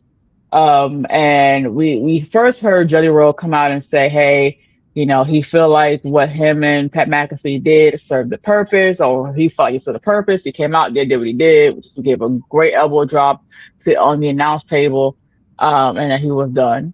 I mean, I thought, well, maybe he's done because that was a pretty big spot. But now we are hearing reports that the reason why the switch happened between Randy, um, and Cody and really Pat McAfee, the reason why the match came in a weird way was because Pat McAfee had apparently told TKO he did not want to continue doing things with WWE, particularly in this story, because of fan backlash was just so heavy. And they said because of that, it kind of ruined plans that they were going to do for backlash. So they had to make a pivot and have Randy Orton actually lose. And if that's the case, that really sucks for Orton that he's going to lose his 15, because the Pat McAfee decided he didn't want to do it anymore because TKO thought it was a great idea to put Pat McAfee into this kind of story. Um, which sucks. And even if he does get 15 down the line, the whole point is that he could have gotten that Mania and now he's going to get it somewhere else. Which, hey, for him to get in big stage and all will be next year. So that really, really does hurt Randy Orton. And I don't even know how he even comes back from that because he lost the match. I know. Well, technically, yes, Cody did some things in there, ball shots and everything. But I mean, he still lost it at the end of the day. And how's he come back from that? What's he doing now? Is he still going to chase, number 15? Is he going to be okay physically wise? Because it looks like he has a back injury. Age is also around that time as far as, your body and heal. It takes a little bit longer to heal when you're older. So it's very unfortunate. And the fact that, I feel like it's selfish on Pat McAfee. It's selfish because hey, you got a call from TKO saying that they wanted you. The fans never said that they wanted you. You got a call from Emmanuel who said that they wanted to be part of a story, which, great. But you have to understand like what the bookers want or what the company wants can be, and usually is, very different from what the fans want. And like you said, I don't think it's nothing to do with Pat McAfee. I think it's something to do with one, that he'll turn out of nowhere, and two, the story he was put into, with the how big the story is supposed to be, with Randy being as himself and being getting number 15, and then possibly having a big return come back with someone. I think he was put into a wrong story. But to then go back and say, yeah, fans don't like it, I'm done with it, to me is absolutely bonkers. I feel like it's selfish on Pat McAfee. Pat McAfee should have talked to TKO, found a way to finish the story and write it more properly and be done with it out of respect for one, for TKO, because that's who he likes to work with. Two, out of respect of ESPN, because Pat McAfee works for ESPN. Three, out of respect of Randy Orton, the wrestler, who is now putting his career sights, because he did say in interviews he wanted to have another championship, main card championship before he retires. You're putting his stuff aside and his booking on the sidelines because you decide, hey, I don't like how fans are treating me. I'm gonna go ahead and go. I think that is selfishness. You should have pitched to TKO, hey, made a wrong call, put me in a story this way. How can we fix it? You should have been on the phone with laptops thinking about how we can fix it. If you didn't want to do it, really, how we can go ahead and fix it and get it in the way where you're off TV and you're done with it, and it does not put Randy in this weird spot. So for that, I can't respect that. Now, again, I don't know how things actually went down. These are just reports, but eh, eh, to me, that's crazy, and it really does suck for Randy Orton. I feel like we just literally wasted time because how the match ended and where we are now, we literally just wasted a whole WrestleMania bill because it was crap anyway. Because we found out it was Pat McAfee. Pat McAfee said, "Hey, there's layers to this." His quote is the quote now. Don't you think there's layers to this shit? Unquote. Yeah, That's what he said. yeah, he That did is what say he that. said. That's what he said. And now there is no layers. It was a weird, clunky match at WrestleMania because we got Randy Orton turns around, gives RKO to Pat McAfee, and then loses. Um, and and now you're coming out, and this is in there, yeah, it's reported, but you are coming out and saying, and your wife is also saying that you are done with wrestling because of fan backlash. So everything we watched was absolutely fucking for nothing. Everything we watched, everything we see you put on social media or try to about it was absolutely for utterly nothing. And if you had did that on a TV show or for maybe even a lower standard PLE, fine.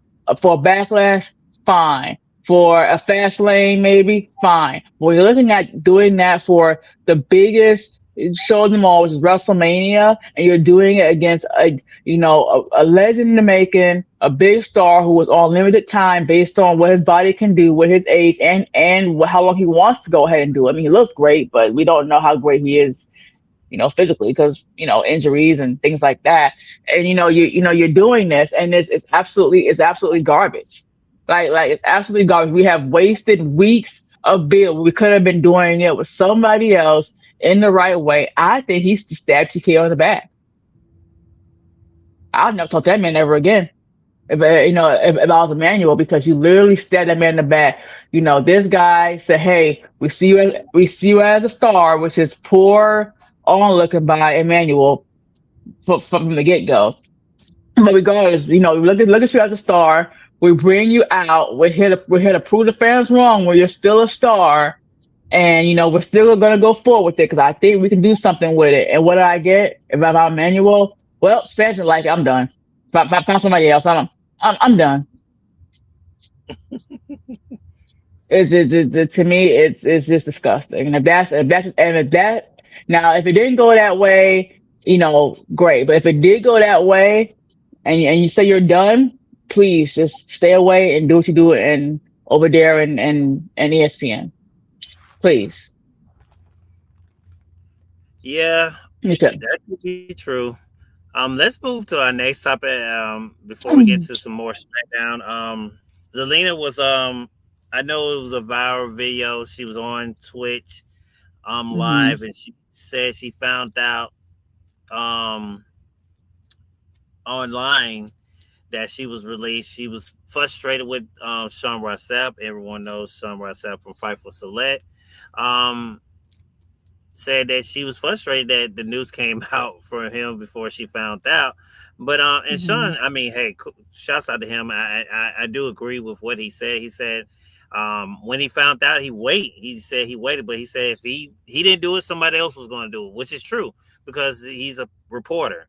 And I'm pretty Hmm. sure, yeah, somebody else would have put it out there because, like I say, it was like mad releases way before her. So I'm pretty sure once the first one dropped, people will start to look who's next, especially when you do reporting. But I understand, and the same thing that Sap said. Zelina, she was going through the motions. I understand what she was going through, but I think she didn't understand that people like the Fightfuls, the Busted Opens, the Wrestle Talks, whoever it is, it could be um who am I forgetting? Um Body Slam, whoever it could be, Culture, whoever else does the reporting. Um, they all are. This is their job. It's one of the hardest jobs that I can understand. I can never probably know how that is because hey, um, we're just getting into the game of just really talk about wrestling and stuff. But I mean, it comes with the territory. I mean, eventually, like Sap said, if he wasn't going to report it, someone else was. He said he sat on it, and then he reported it. So, I mean, I understand her frustration. I feel like Zelina's going to find something else. She's great. I said it earlier today. She's a phenomenal wrestler. I think she's going to do great if she even goes to the Indies or wherever she goes. I think she's going to be better. I think WWE didn't use her to her full talent, and I think that's what she's going to have to prove once she goes to wherever she's going to go to. Final boss. You have any thoughts about this? Zelina Vega being upset on her Twitch. Did you ever get the chance to see the video? Yeah, I saw the video. In the video, she has on her very famous cat ear styles headphones that are pink, and she says like, it's wherever out to the guy. I think his name is Sean Wassap, who reported, that was released before I got a chance to. She said, "Fuck you, dude." Is what she said. She threw her middle finger up. According to you, she did come on and she did, express that after. I know a lot of fans were kind of divided. Some were on Zelina Vega's side because she's going through a crazy time period. A lot of people were on Sean Ross Sapp's side. And I like Zelina Vega. I like Alice Black. Everybody knows how much I love his entrance. Um, but I am on the side of Sean Ross Sapp. Shout out to Sean Ross Sapp. And I did go ahead and one of those people that was on the side of Selena Vega, or really just really against Sean Sapp, is someone that we know and very familiar of. Probably one of the worst accounts on the IWC. That's right. I said to come do something about it. And decided to say something, and decided to go ahead and make it known that Sean, this is how this person feel about you. And I am on the side of Sean Ross Sapp because at the end of the day, he is a reporter, an insider, works for Fightful, which is a legit company. He has sources, which are really good inside source, got the information first. Um, well, I won't say first. I say one people that got it first. And his job is to report, and that's exactly what he was doing, was to report. Okay, I understand that Selena Vega, that this is a hard time. This is very tough for you and for Alistair, because not just you, not just him, both of you guys got released at the same time. I can only imagine that. But I mean, what was that going to do for you to announce it yourself first? At the end of the day, the outcome will still be the same. You would have announced it, Reporters would have announced it, and you still would have been released regardless of the facts. So what's the difference? Why? Because you think that you were going to get some type of extra clicks and views because you announced it first, maybe. But does that solve the issue? Does that do anything? The result is still the same at the end of the day. I understand that you're upset. I just think that her anger was misplaced because she's going through the emotions and is taking it out on everyone. Which again, people go through things. Totally get it. But it doesn't change the fact. And honestly, like I'm probably gonna go ahead and look at the list of reports from a from a source, a reputable source, versus going through each of these wrestlers because we don't know if they're done or not. We don't know that. They just started on Monday, sorry, on Friday. We're only on Saturday now. I'm not going to go ahead and go to every person's page. Some may have X, some may not. I'm not going to go to every wrestler's page and look for y'all to announce, oh, you guys are released. I'm not doing that. I don't know what fan is going to go ahead and do that. I don't know what you gain from doing it. I just don't. Besides clicks and views and different opinions of fans, like it doesn't make sense to me. And to be honest, if she would have, and even though I follow Zelina Vega, and even though I like Zelina Vega, if she was to go ahead and report that, it probably would have got lost somewhere in my algorithm for X, and it probably wouldn't have came up because it's just one tweet versus having a source who's going to tweet multiple things as they're coming in and actually get the word around. So I mean, that's just how I feel about it. I know a lot of fans, they just have their own gripes with reporters. I know it came out that, and this something that Sean Ross Sapp did go ahead and debunk. They were trying to say that it came out originally as part of his paywall for first, and then it came out later on. He made it very clear it was not behind a paywall. It was not just for his subscribers. He released the information on his X account as he normally does. Um, but again, even if he did do that, which he said he did not, but even if he did do that, once again, he does have a subscription service. He also has a Patreon. Facebook does as well. And that's their business. That's their company. That's their business. They have every right to go ahead and do that. They got the information. It was given to him. It was legit. If they didn't want him to release that information, they would have told him do not release the information. He was told that he released it, and that's where we are. I mean, what was that going to do? And I'm sorry, not everybody has a Twitch. I don't have a Twitch, so Zelina Vega, I would have not seen you announce that on your Twitch account. I didn't watch it then. I ain't gonna watch it today. I'll see you in the ring. I love to watch in the ring, but I'm not gonna go on Twitch to see you, be upset because you got released. I mean, I'm just not. I mean, what am I gonna watch? Play video games or something? I don't give a fuck. So I mean, that's kind of how I feel about it. But no, no hostility against her. She's going through a very hard time, and I think she just looked at it as it's a personal matter, and she, wanted to probably say it in her own way, which would have been the classic, which I was going to say. I was at least thank you and all this stuff. It would have been the same thing. We've seen a lot of other stars do it. We see Nick Cross send out a very good and very heartfelt goodbye online. I did see that. It came across my page actually. Um, but what can you do? I mean, at the end of the day, and it's gonna sound repetitive and kind of mean, and I said it last time we talked about releases. Like, hey, those what they do is a job because they are contractors. What they do is just like my job, it's just like Miami's job, where hey, we can be let go at any time. That's part of life, and no one's gonna cry for me when I get released. If I was to get fired, no one's gonna cry for Miami besides maybe me. But no one's gonna Yeah, cry. No one's gonna cry for. No one's gonna cry for Miami.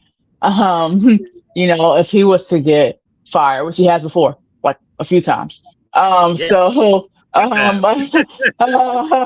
What was my so, support at, man?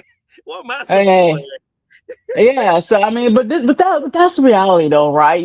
Those Yeah, are yeah, businesses yeah, do. Business at the end of the day, no matter how good a company is, no matter if it's a wrestling company, whether it's a major company like a Google or even a government, like at the end of the day, And you could say, oh, we care about the family and the culture and environments. All that at the end of the day it only works when you're there. But at the end of the day, they are a business and they are going to run their business no matter what. And they're always going to put their interest of the business versus the interest of you. That's how it is. Because why would you? Because you can leave, just like how they can let you go at any time. You can also choose to leave at any time. You can say, hey, I found other options, or hey, I don't want to do it anymore. We've seen that happen in WWE many times where, example, Tommaso Ciampa chose not to resign, went to AEW. We've seen it with Samantha Irvin, who said, hey, I'm done, I'm leaving, going with the husband, and is at home, and her husband went to AEW. I mean, this is something that can happen. We don't know if they have plans for Champa. Probably have plans with maybe with Gargano. I don't know. We don't know what plans they have for Samantha Irvin. She was very over as an announcer during her time in WWE. We all know about that. Probably one of the most over announcers out there besides Lillian Garcia. And that was back when Lillian Garcia was kind of getting involved in like storyline way back when. So and she still left because, she felt that was in her best interest for her. She said that she didn't like being an announcer. And Tommaso Ciampa, because he wanted to do other things. So and this business can't stop for those two. So it's kind of the same way. It's a very hard pill to swallow, but at the end of the day, these are jobs, these are employers, and we are all replaceable. I mean, even me. Hey, you think about if I die tomorrow, which damn sure can happen, especially in the job that I work. If I was to go ahead and get really injured or something was to happen to me, they're gonna shut down the doors because I'm not around anymore. Nope, they'll say, "Wow, so sorry that happened. Let's go ahead and file this documentation. Let's go ahead and hire somebody else." Right? I mean, how many times have you lost greats in WWE? We lost Bray Wyatt. We lost not the best person, but we lost Hulk Hogan. We've lost a lot of people. Lost Eddie Guerrero. We've all sad and have mourned. But they didn't stop the show, did they? No, they did a tribute and they had to continue on and do that. I mean, we lost the Wild Samoans, a couple years back. I mean, we lost Dusty Rhodes a couple years back, well, a few years back now. So that's just an example. At this point, all we can do for those stars that got released is that, hey, be happy that you're um, still active, so you have other options out there for you to go and look into, and look into other options. Now is the time. We're not 20 years ago back when there was just one, two, companies out there. We got all types of companies, like you and Stampede said. Go out there and do it. It's just like how jobs. Hey, yeah, job market is really tough right now, but it ain't the only job. There's plenty of other companies out there. Miami knows that. He went through a million companies. So I mean, there's other opportunities out there in the world, and that's the reality. That's the facts. It does hurt us as fans as well because I'm like, man, I'm not gonna see guns on TV WWE anymore. Man, I'm not gonna see what's gonna happen with the whole Kyrie Sane and Io Sky storyline. They really should. I'm really sad. I won't get a chance to see that play out. So that really sucks. Um, but we as fans had to move on too. We had to go ahead and move on and cry a lot when John Cena retired. We had to go ahead and kind of be confused about Brock retiring and kind of and move on from that. You know, we had to go through that with Ric Flair retired. Well, I guess retired and came back, but when he retired, when HBK retired, when Triple H retired, even though people don't like Triple H, but I like him as a wrestler. So we had to go through that. These emotions that we had to go through and overcome. And as you're gonna stop watching the product because your favorite star is not there, maybe. But most likely you're probably gonna continue to watch the product. Like if Rock says, "Hey, I'm done WWE forever," I'd be like, "Man, that sucks." I would probably be really, really sad. Well, I stop watching the product. That's iffy. It's a 50-50 to me, depending on how bad the product really is. But I mean, that's the reality of it, right? You can't expect people to be around forever. And I'm not talking about help me just be active forever. They can't work forever, especially in a job like that anyway. So that's part of life. And I think that all the stars that have been released are going to be okay. Because look at Zoe Stark. Yeah, she got released, but hey, she was clear. So that gives you hope that she can go somewhere else now because at least she made it through that injury, which could have been a career ending injury, right? But she is cleared, so she can do other things. Alyssa Black and Zelina Vega can do other things. I've seen, like we said, Selena was in TNA, as Rosita. Alyssa Black was in WWE with the AEW and back was back in WWE. So there's a lot of things we can do. I mean, the sky is the limit. And even if you don't do that, I mean, there's other things you can do. I know AJ Lee did comic book and stuff for a while, and there's other things you can do. Um, and that's kind of how I feel about it. It's a little bit harsh, but I mean, that's the reality of everything. And we don't know if it done with releases because, like I said, I think they continue that until like Monday. So, so we don't know. Yeah, But I was with that I being was said, I was surprised. I was surprised. mhm, No, go ahead. no. Oh no, I was gonna say with that being said, Can you it hear me, was Princess? reported as yeah, I can hear you. I was just saying also with that being reported, we also found out that according to reports that it was actually TKO who made those phone calls and not WWE this go round. So that's what we were told that TKO made Yeah, those calls this year. So and I yeah. believe Um, previously it used to be John Laurinaitis before he got caught up in the whole allegations. Then it was Triple H, and now it's TKO doing it. yeah. Um, let's move to our next thing. We will talk about will Lil Yachty bring Trick Mm, Williams star value down? Finding out yesterday, Final mm, Boss. mm, mm, mm, Yachty came mm, out with Trick Williams. They had the mm, gingerbread man. We know the gingerbread man was Sami Zayn. mm, Um, and Lil Yachty did tweet. He said, "I found something new, and I think I'm going to do it." And yesterday he did say in the promo, because I know you did miss it. He said, "I'm here to stay," and I was like, "Oh my god, mm, I know Final Boss is going to be living." And mm, I was like, man, it takes me back to what a lot of people compare, and I'm not saying Booker T is a common gimmick because I love Booker T. Booker T's like that person that one reason I used to watch WCW. I'm not gonna lie. Really, I like his gimmick more in WCW than it was in WWE. To be honest, I feel like his gimmick in WCW was way better back then. But Hold on, I'm hold on. Let me go ahead and mute myself. I'm over here knocking it back. Boom, 1 second. oh Lord. I'm just hoping that this is not the case. I just think it's a phase. We have seen a lot of times where guys have went down and turned back around. Sami Zayn is one perfect person.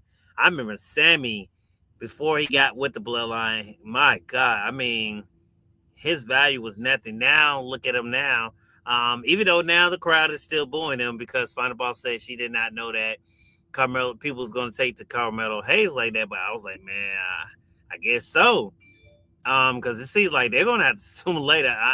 I know they probably trying to make Mm, Sammy be that and here's baby. a Go ahead. It's an unpopular opinion, but here's the truth. No Mm-hmm. one really, people have not been on the bandwagon of Carmelo Hayes since he was tagged up with the Miz. The only reason why people are upset about Carmelo Hayes losing the IC is because United States, United States. I'm sorry, you using losing the United States Championship is simply because we wanted to see a match between him and Trick Williams. We wanted to see two upcoming young African American males who are very talented in the ring and promo wise go at it, Mm-hmm. and we were robbed of that because it went to Sami Zayn. I think that if it was any other guy, I think it kind of would have gotten the same reaction. Sami Zayn was a crowd favorite for years and I never got it. I never got it. I haven't liked Sami Zayn since the whole him and KO feud, the first one. So I hated him when he was with the Bloodline Honorary Ooze. I thought it was garbage. He had no place being there.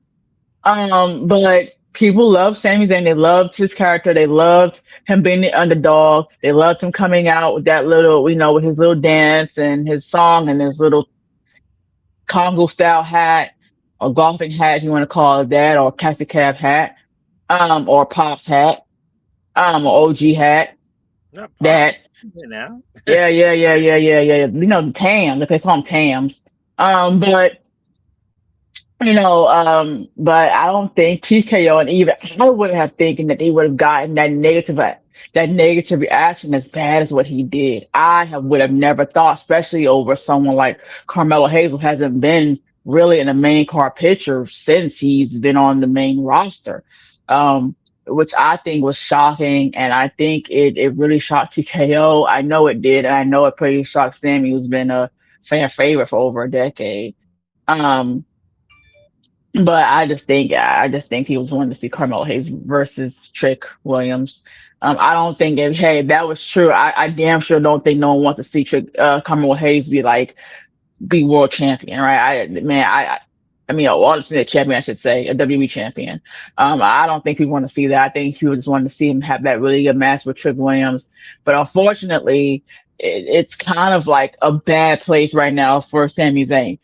One, I'm not a Sami Zayn fan. Not saying he's not talented because he has okay promos and he is getting a ring. It's just something about him I just couldn't get. Besides when he had the whole feud with KO. Um, but he took the title from Carmelo Hayes, so we didn't get a chance to see Carmelo Hayes versus Trick Williams. That's why people are upset. Kind of get that. But now we have this whole program between him and Trick Williams, and I feel like it kind of undervalues Trick Williams a lot. And then the fact that we have Yachty around, it really undervalues. I get the idea because the idea is supposed to be Trick Williams. He's such a star. He even got celebrities endorsing him. I get the idea. Living Pepper Stepper. But I mean, uh, I just feel like it kind of undermines Williams, and I feel like thank God he's so over with the fans, and we still like him being Mr. Whoop That himself. Because if he was not over with the fans as much as he is, this would have really, really, really derailed him. This would have put him, uh, yeah, it would have just made him just so devalued. I feel like, um, and as far as like Yachty, man, like I'm just like, okay, why is he here? And who decided to make this a thing? I mean, good for Yachty. Hey, he want to do something different. Okay, cool. But I mean, to have him to continue to come out with someone like Trick Williams, he has so much promise and everything. It's just to me, it's just, I just don't like it. And to me, he's not a big enough star. I'm talking about Yachty, to even bring a wrestler, even someone as big as Trick Williams, to even give them like a higher value. I don't feel like he can do that with his power. His power been gone forever. He's not a most wanted star. Has been like that for a long, long time. So I'm kind of annoyed, and I can only imagine that over time people are going to get annoyed with that too. I hope that they kind of see that, and I hope that they make a good pivot for him and Yachty because yeah. Well, let's get down to our last topic here. The topic was I chose for the final talk was will Solo help Jacob win against Roman Reigns at Backlash here because we got a couple of segments with Solo and Jacob, Jimmy, Jay. Um, s- um, Jacob came out, and I was wondering why Jacob was on SmackDown. Actually, did a promo was saying, just responding to Roman Reigns about everything that was said on Monday, and just saying that hey, he will see him on Monday and tell him his answer. And they say, we had the Usos music here, and I was like, huh, this is interesting. And they basically was telling Jacob, hey man, join us, the tribal chief will show you all the things that you wanted, that you said you wanted, like, to feed your family, feed your kids and stuff. Join us because you don't want to face Roman. And then Solo music hit. Solo was like, don't listen to these guys. They wasn't the ones to bring you in. They're not going to teach you nothing. I was the one that brought you in and stuff. Join us. And I found it quite interesting, even though Jacob didn't um, say he was going to join Solo. Tama actually said, "Hey, why we're wasting our time with him?" Which they did kind of tease. At first, I thought, okay, they're still doing the breakup, but he said, "Actually, he can't beat you," and I was like, "Huh, this is a quite a turn around for Tama because they was teasing that whole initial breakup. I guess they're not going to do that anymore because of the reset. I'm guessing they're doing."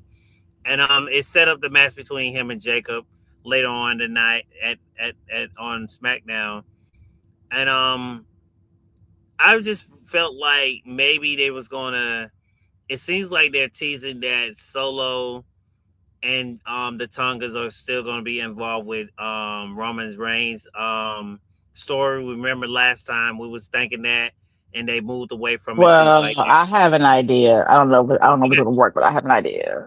okay, go ahead. Well, well, we all know that now we're gonna have Jacob versus Roman at Backlash. Mm-hmm. We probably can guess that Jacob not gonna win. I can think that. I would think.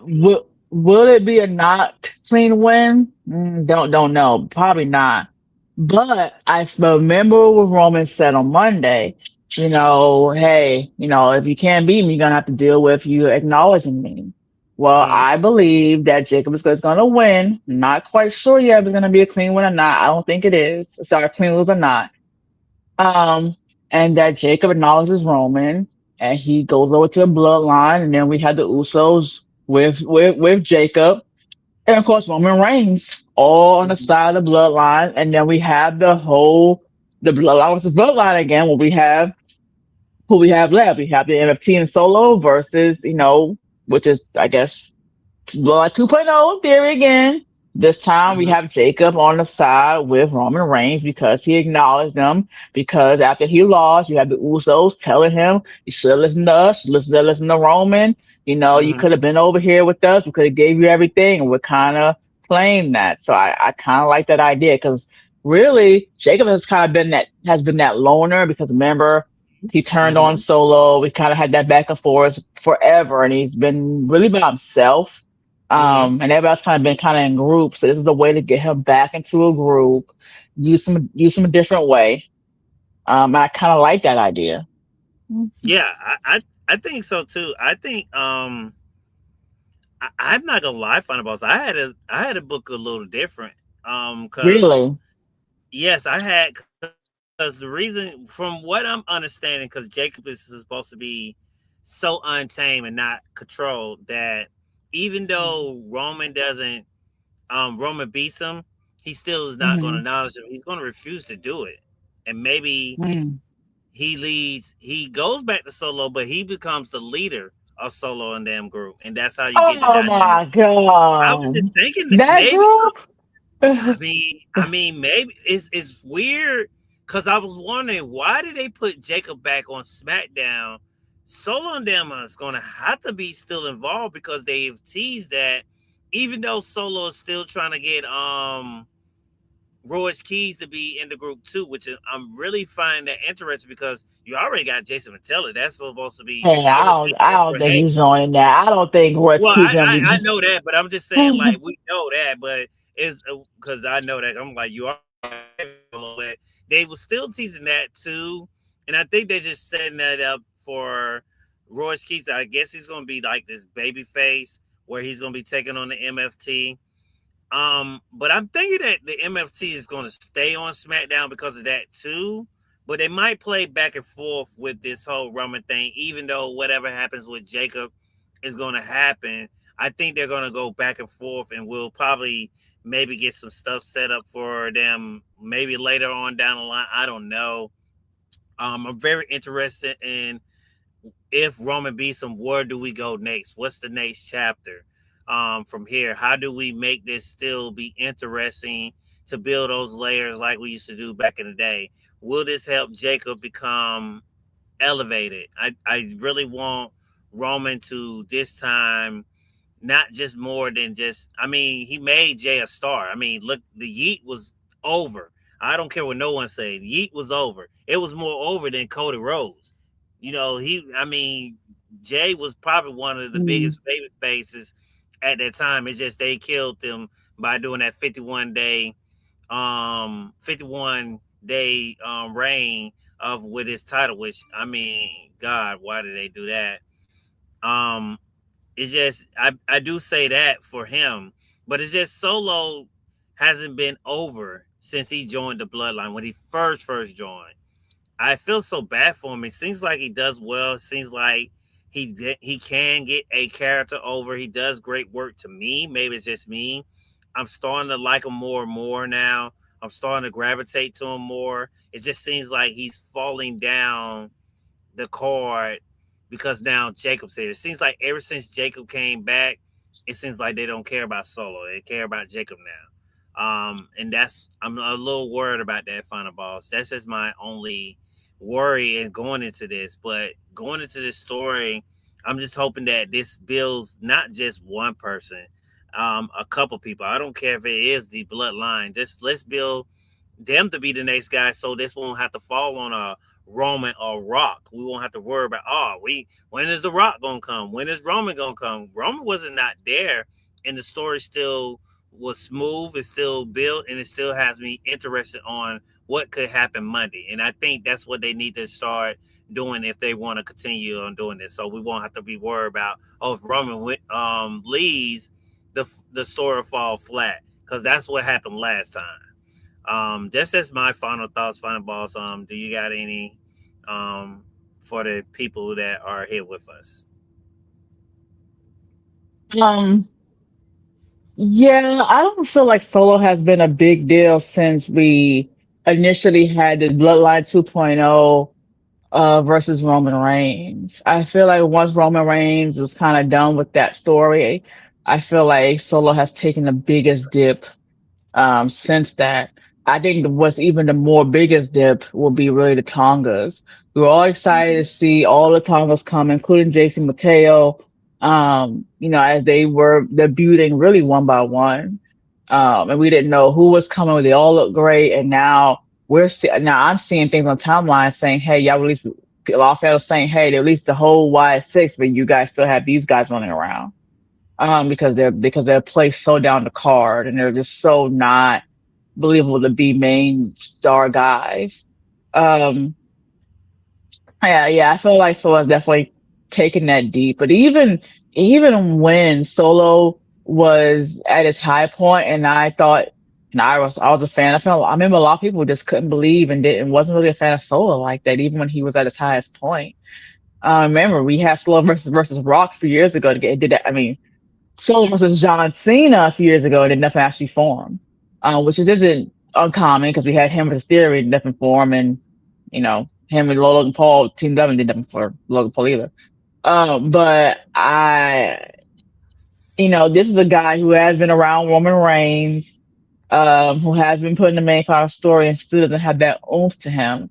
And it makes me also question, like, as big as Roman is, as great as aura is, you know, does he have the effect to really put someone over? Because I feel that way with John Cena. John Cena, we're not going to talk about John Cena. He's the GOAT. And he has had matches with a lot of people. Like, I don't know, geez, like, the Fiend, like, Solo, Theory, tag team with Logan Paul. And none of the ones who I've just mentioned have gained anything character wise since those matches. And this is what someone like freaking John Cena. John Cena, we had the long going story with John Cena and R-Truth, and they had a match.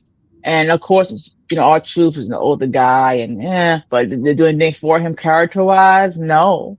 And I feel it's kind of the same way with Roman Reigns, where you do have some of these really big stars that even as big as they are, the rub off is still not there.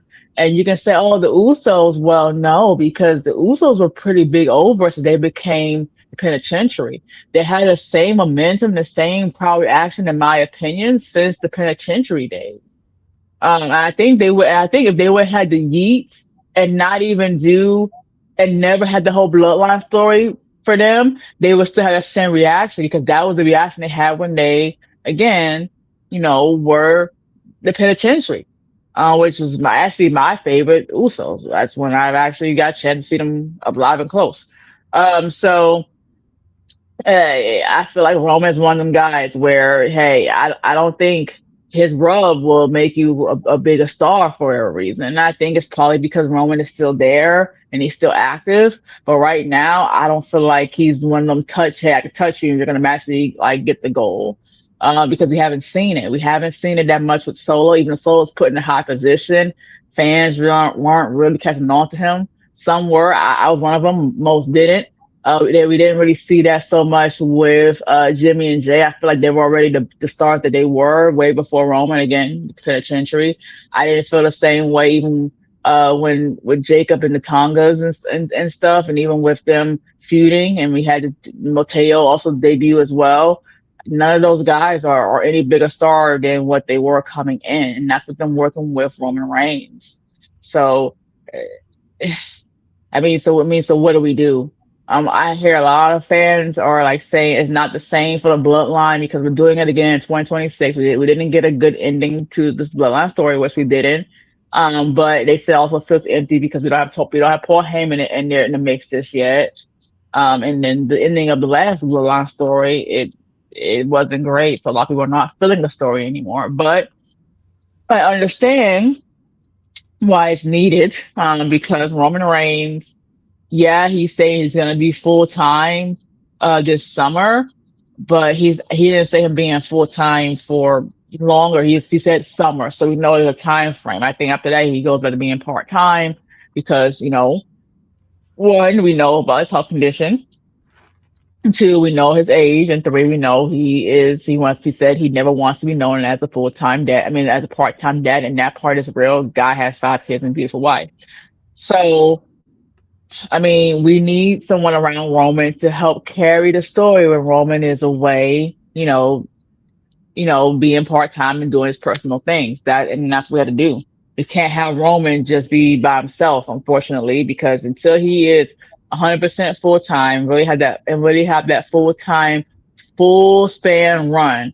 And I don't mean just, hey, I'm gonna come, once a month to a Raw and maybe do a PLE. Unless you see that guy on every Raw or every other Raw having matches and not just have matches at PLEs, have matches just here and there on PLEs and maybe having one or two you know, at a TV show, then we can't have just Roman Reigns by himself. CM Punk, when he was champion, he didn't have a lot of matches because he didn't really fight too much on TV. He had a few TV matches, but he mostly was doing PLEs, but he was definitely a full-time guy. He was pretty much there pretty much every week. I don't think we're gonna get that from Roman until the time is right, until he wants to, until the story is there, until the money is there, and all the pieces are there for him.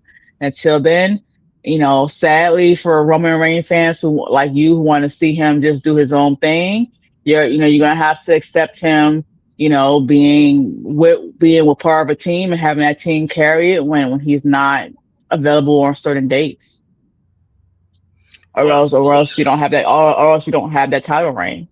well, I don't mind that because long as they can elevate the other guys around them, So I Well, think well, well, that was my argument is that yeah, it doesn't. Okay. Okay. So it's like with him when you. Okay. Here's the difference between him and Cena. When you have Cena face an opponent, it doesn't elevate the person even when Cena is there. It's just kind of like, oh, we want to see Cena.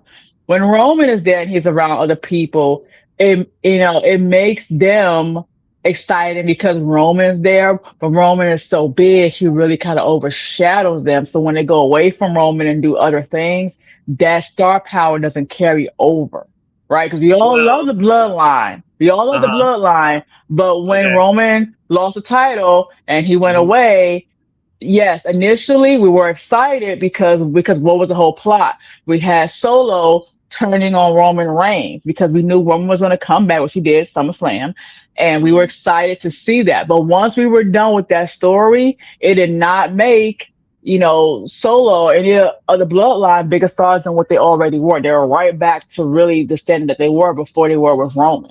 That's the Well, difference. I think my question, I already know what you're going to say.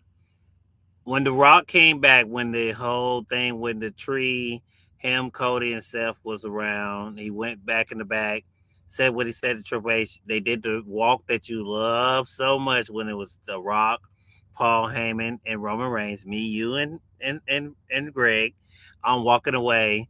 At that time, who you felt like was the biggest star, Roman or Rock? Yeah. Okay.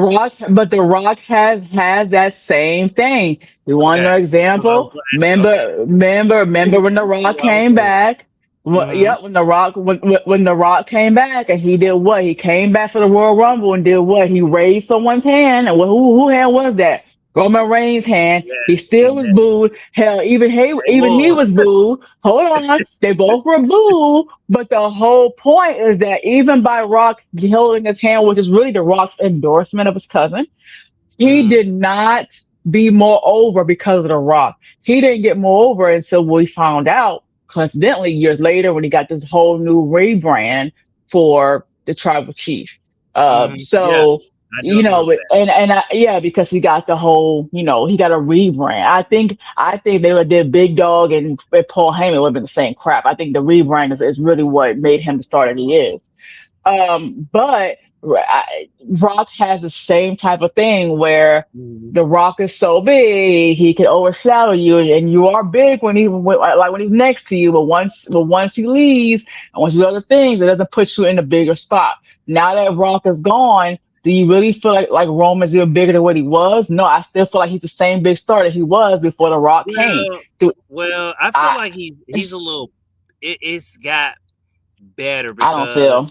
because I I don't think in feel. WrestleMania, I think everyone had this Do you feeling. feel like, well, hold on now, because remember I'm the not saying he's a bigger star. I'm just saying like he's getting well, up there with I, the Rock. I, I I wasn't saying, but hold on, because remember when we had the Bloodline storyline, we not only had Roman, we also had The Rock, and they Mm-hmm. both were around the other members of the Bloodline, and none of Mm-hmm. them still feel any bigger than what they were, and that's Well, what no, Roman no. and Rock Well, being well, there. you had two of the biggest stars in the WWE now. I mean, that But ain't fair it's for. the whole thing. The whole thing is the rub is that once they leave or once they do different stories, that they will still have that star power because they work with said person, and it didn't happen that way. Well, I think that, and that's what I was saying in the beginning.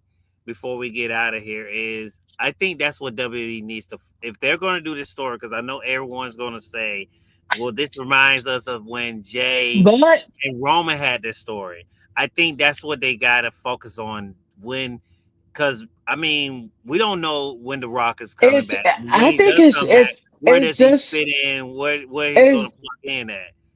it's just a different time frame. Like I said, I Mhm. don't feel like when Rock or Roman or John Cena work with someone that it puts the other person bigger than what they were once they either leave or once they go and do other stories. It's not like, and I'm going to use the example again, like Evolution, where when we had that stable and once it broke apart, it made Batista be a bigger star. It made Randy Orton be this big star. It doesn't it's not, it doesn't have this for some reason now. You being paired with a bigger star, it doesn't get you At, big overly like that anymore. It's very odd. Even with Over I'm beat glad Brock you say Lesnar, that. which I is was just about to say that. which is yeah. Even with Over Femi, Over beat Brock, which is huge. Retired Brock, Mhm, which is also huge. But I mhm. don't feel like he's more over than what he was. He's already over. I don't Really? feel like he's been a star. No, I feel like he's still So the same big star when him facing when he Roman is debuted. not going to do nothing either. Because right after No, that, he called out unless Roman. unless he goes for the title and wins it from Roman. Well, If it's not a title match, then no. I'm pretty sure that it will be for a title Mm. match. But if they did Over versus Roman, you think them pulling the trigger and giving him the title will be the right choice? Hmm. Really? I Yeah, just it's nobody else. Nobody else. well, damn, we everybody just forgot about Paul Breaker. Yep. Y'all just forgot about fucking Breaker. Mm-hmm. I don't see how he's still over the crowd. They still be barking when he out there. Yeah, he's with the vision now. It doesn't. I don't see it that way.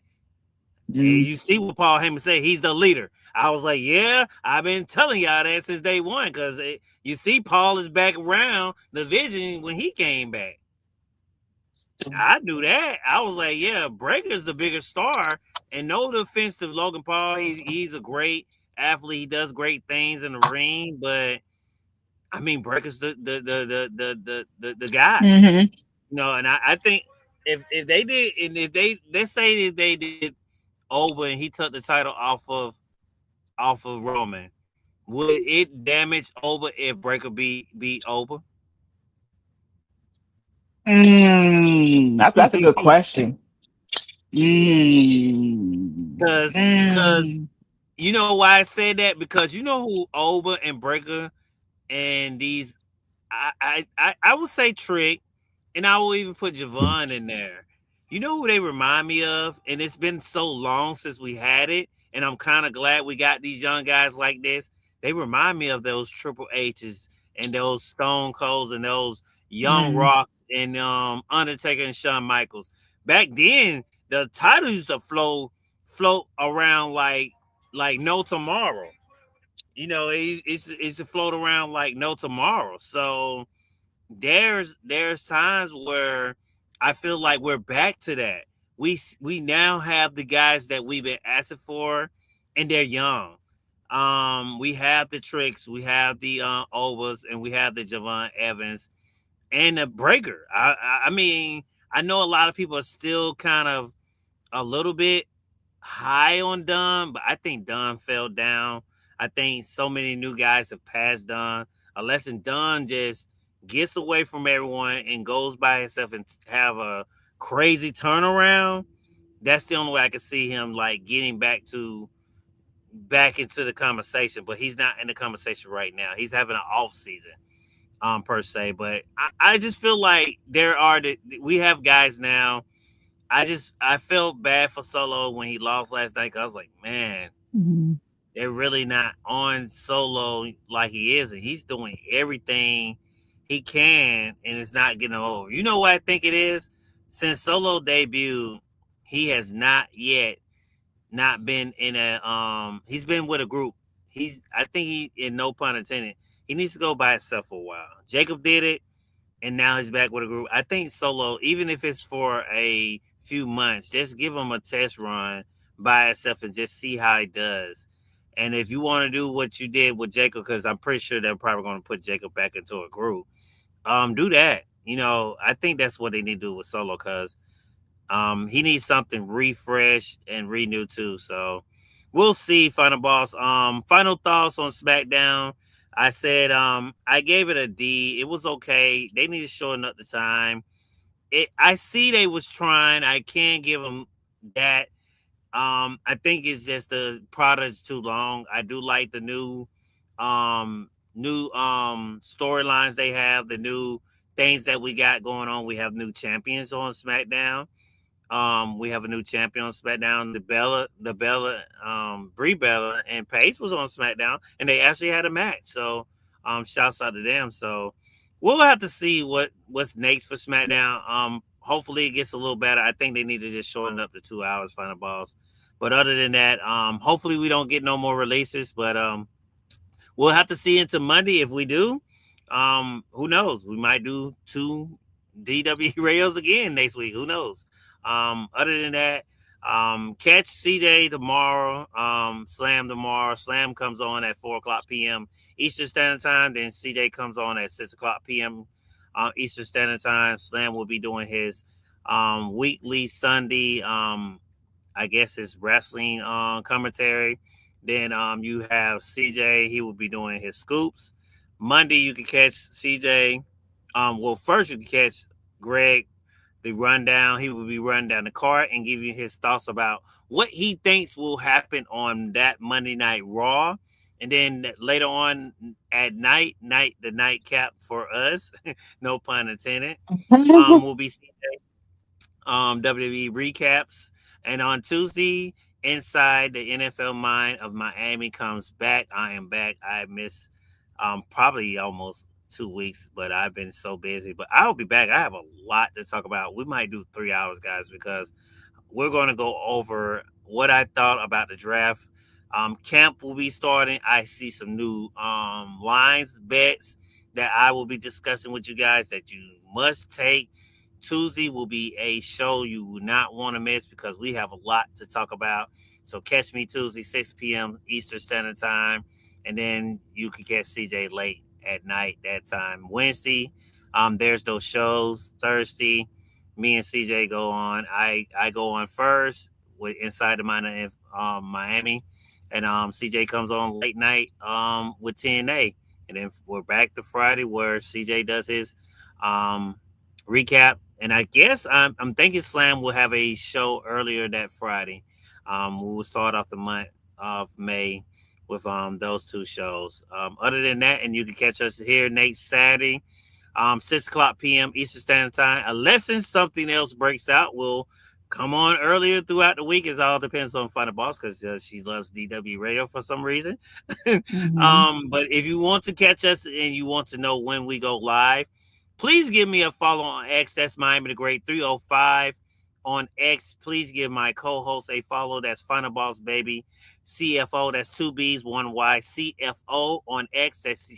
She has two pages, so if she wants to Yep. give you other page, I will let her do that. That's not my business. You can catch us on YouTube.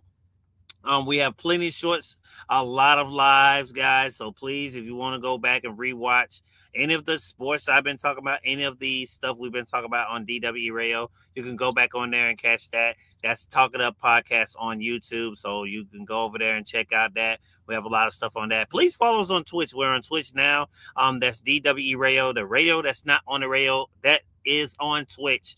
And Radio. other than that, thank you guys for joining us. 285 people. I don't know. Next week will we be doing a backlash watch party? I probably will be doing one. I don't know if Final Boss will be joining me. Who knows? She probably will. Who knows? But I'll probably do one because I do want to see Roman and Jacob. I think that will be a decent match. We will not. I will not do one for Saturday Night Live. I'm sorry. Maybe Goldberg. Hmm. I can't get into Saturday night main event. It's Hey, well, just you should, because oh my John god. Cena retired from there and Goldberg retired from there. And, What are I, we talking I'm, about? and I'm still upset about that. You have two people that you retire at this, and I'm guessing we're calling the PLE, but I don't feel like it's that. It's still not big to Hey, me yet. So it's just that's my opinion. That's one of my grind my gear moments, I guess. Just as of that. You have any closing thoughts, Fun Boss, before we get out of here? no. No. Thanks to Stampede. Mm-mm. Thanks to Greg for stopping by. I were the only two people I did see in the chat today. Yeah, I think that's it. So, and thanks to everyone who did repost the space for us. Live for us. Thank you guys. I keep saying space live. Thank you guys for that. Other than that, we will catch you guys next week. We are out. The radio that's on the radio. You gonna say your favorite line, Fun Boss? Yeah, the radio, that's not on the fucking radio. No, you be saying radio all the time. We out of here. Oh, radio. Radio. Bye. Goddamn radio. Yeah, we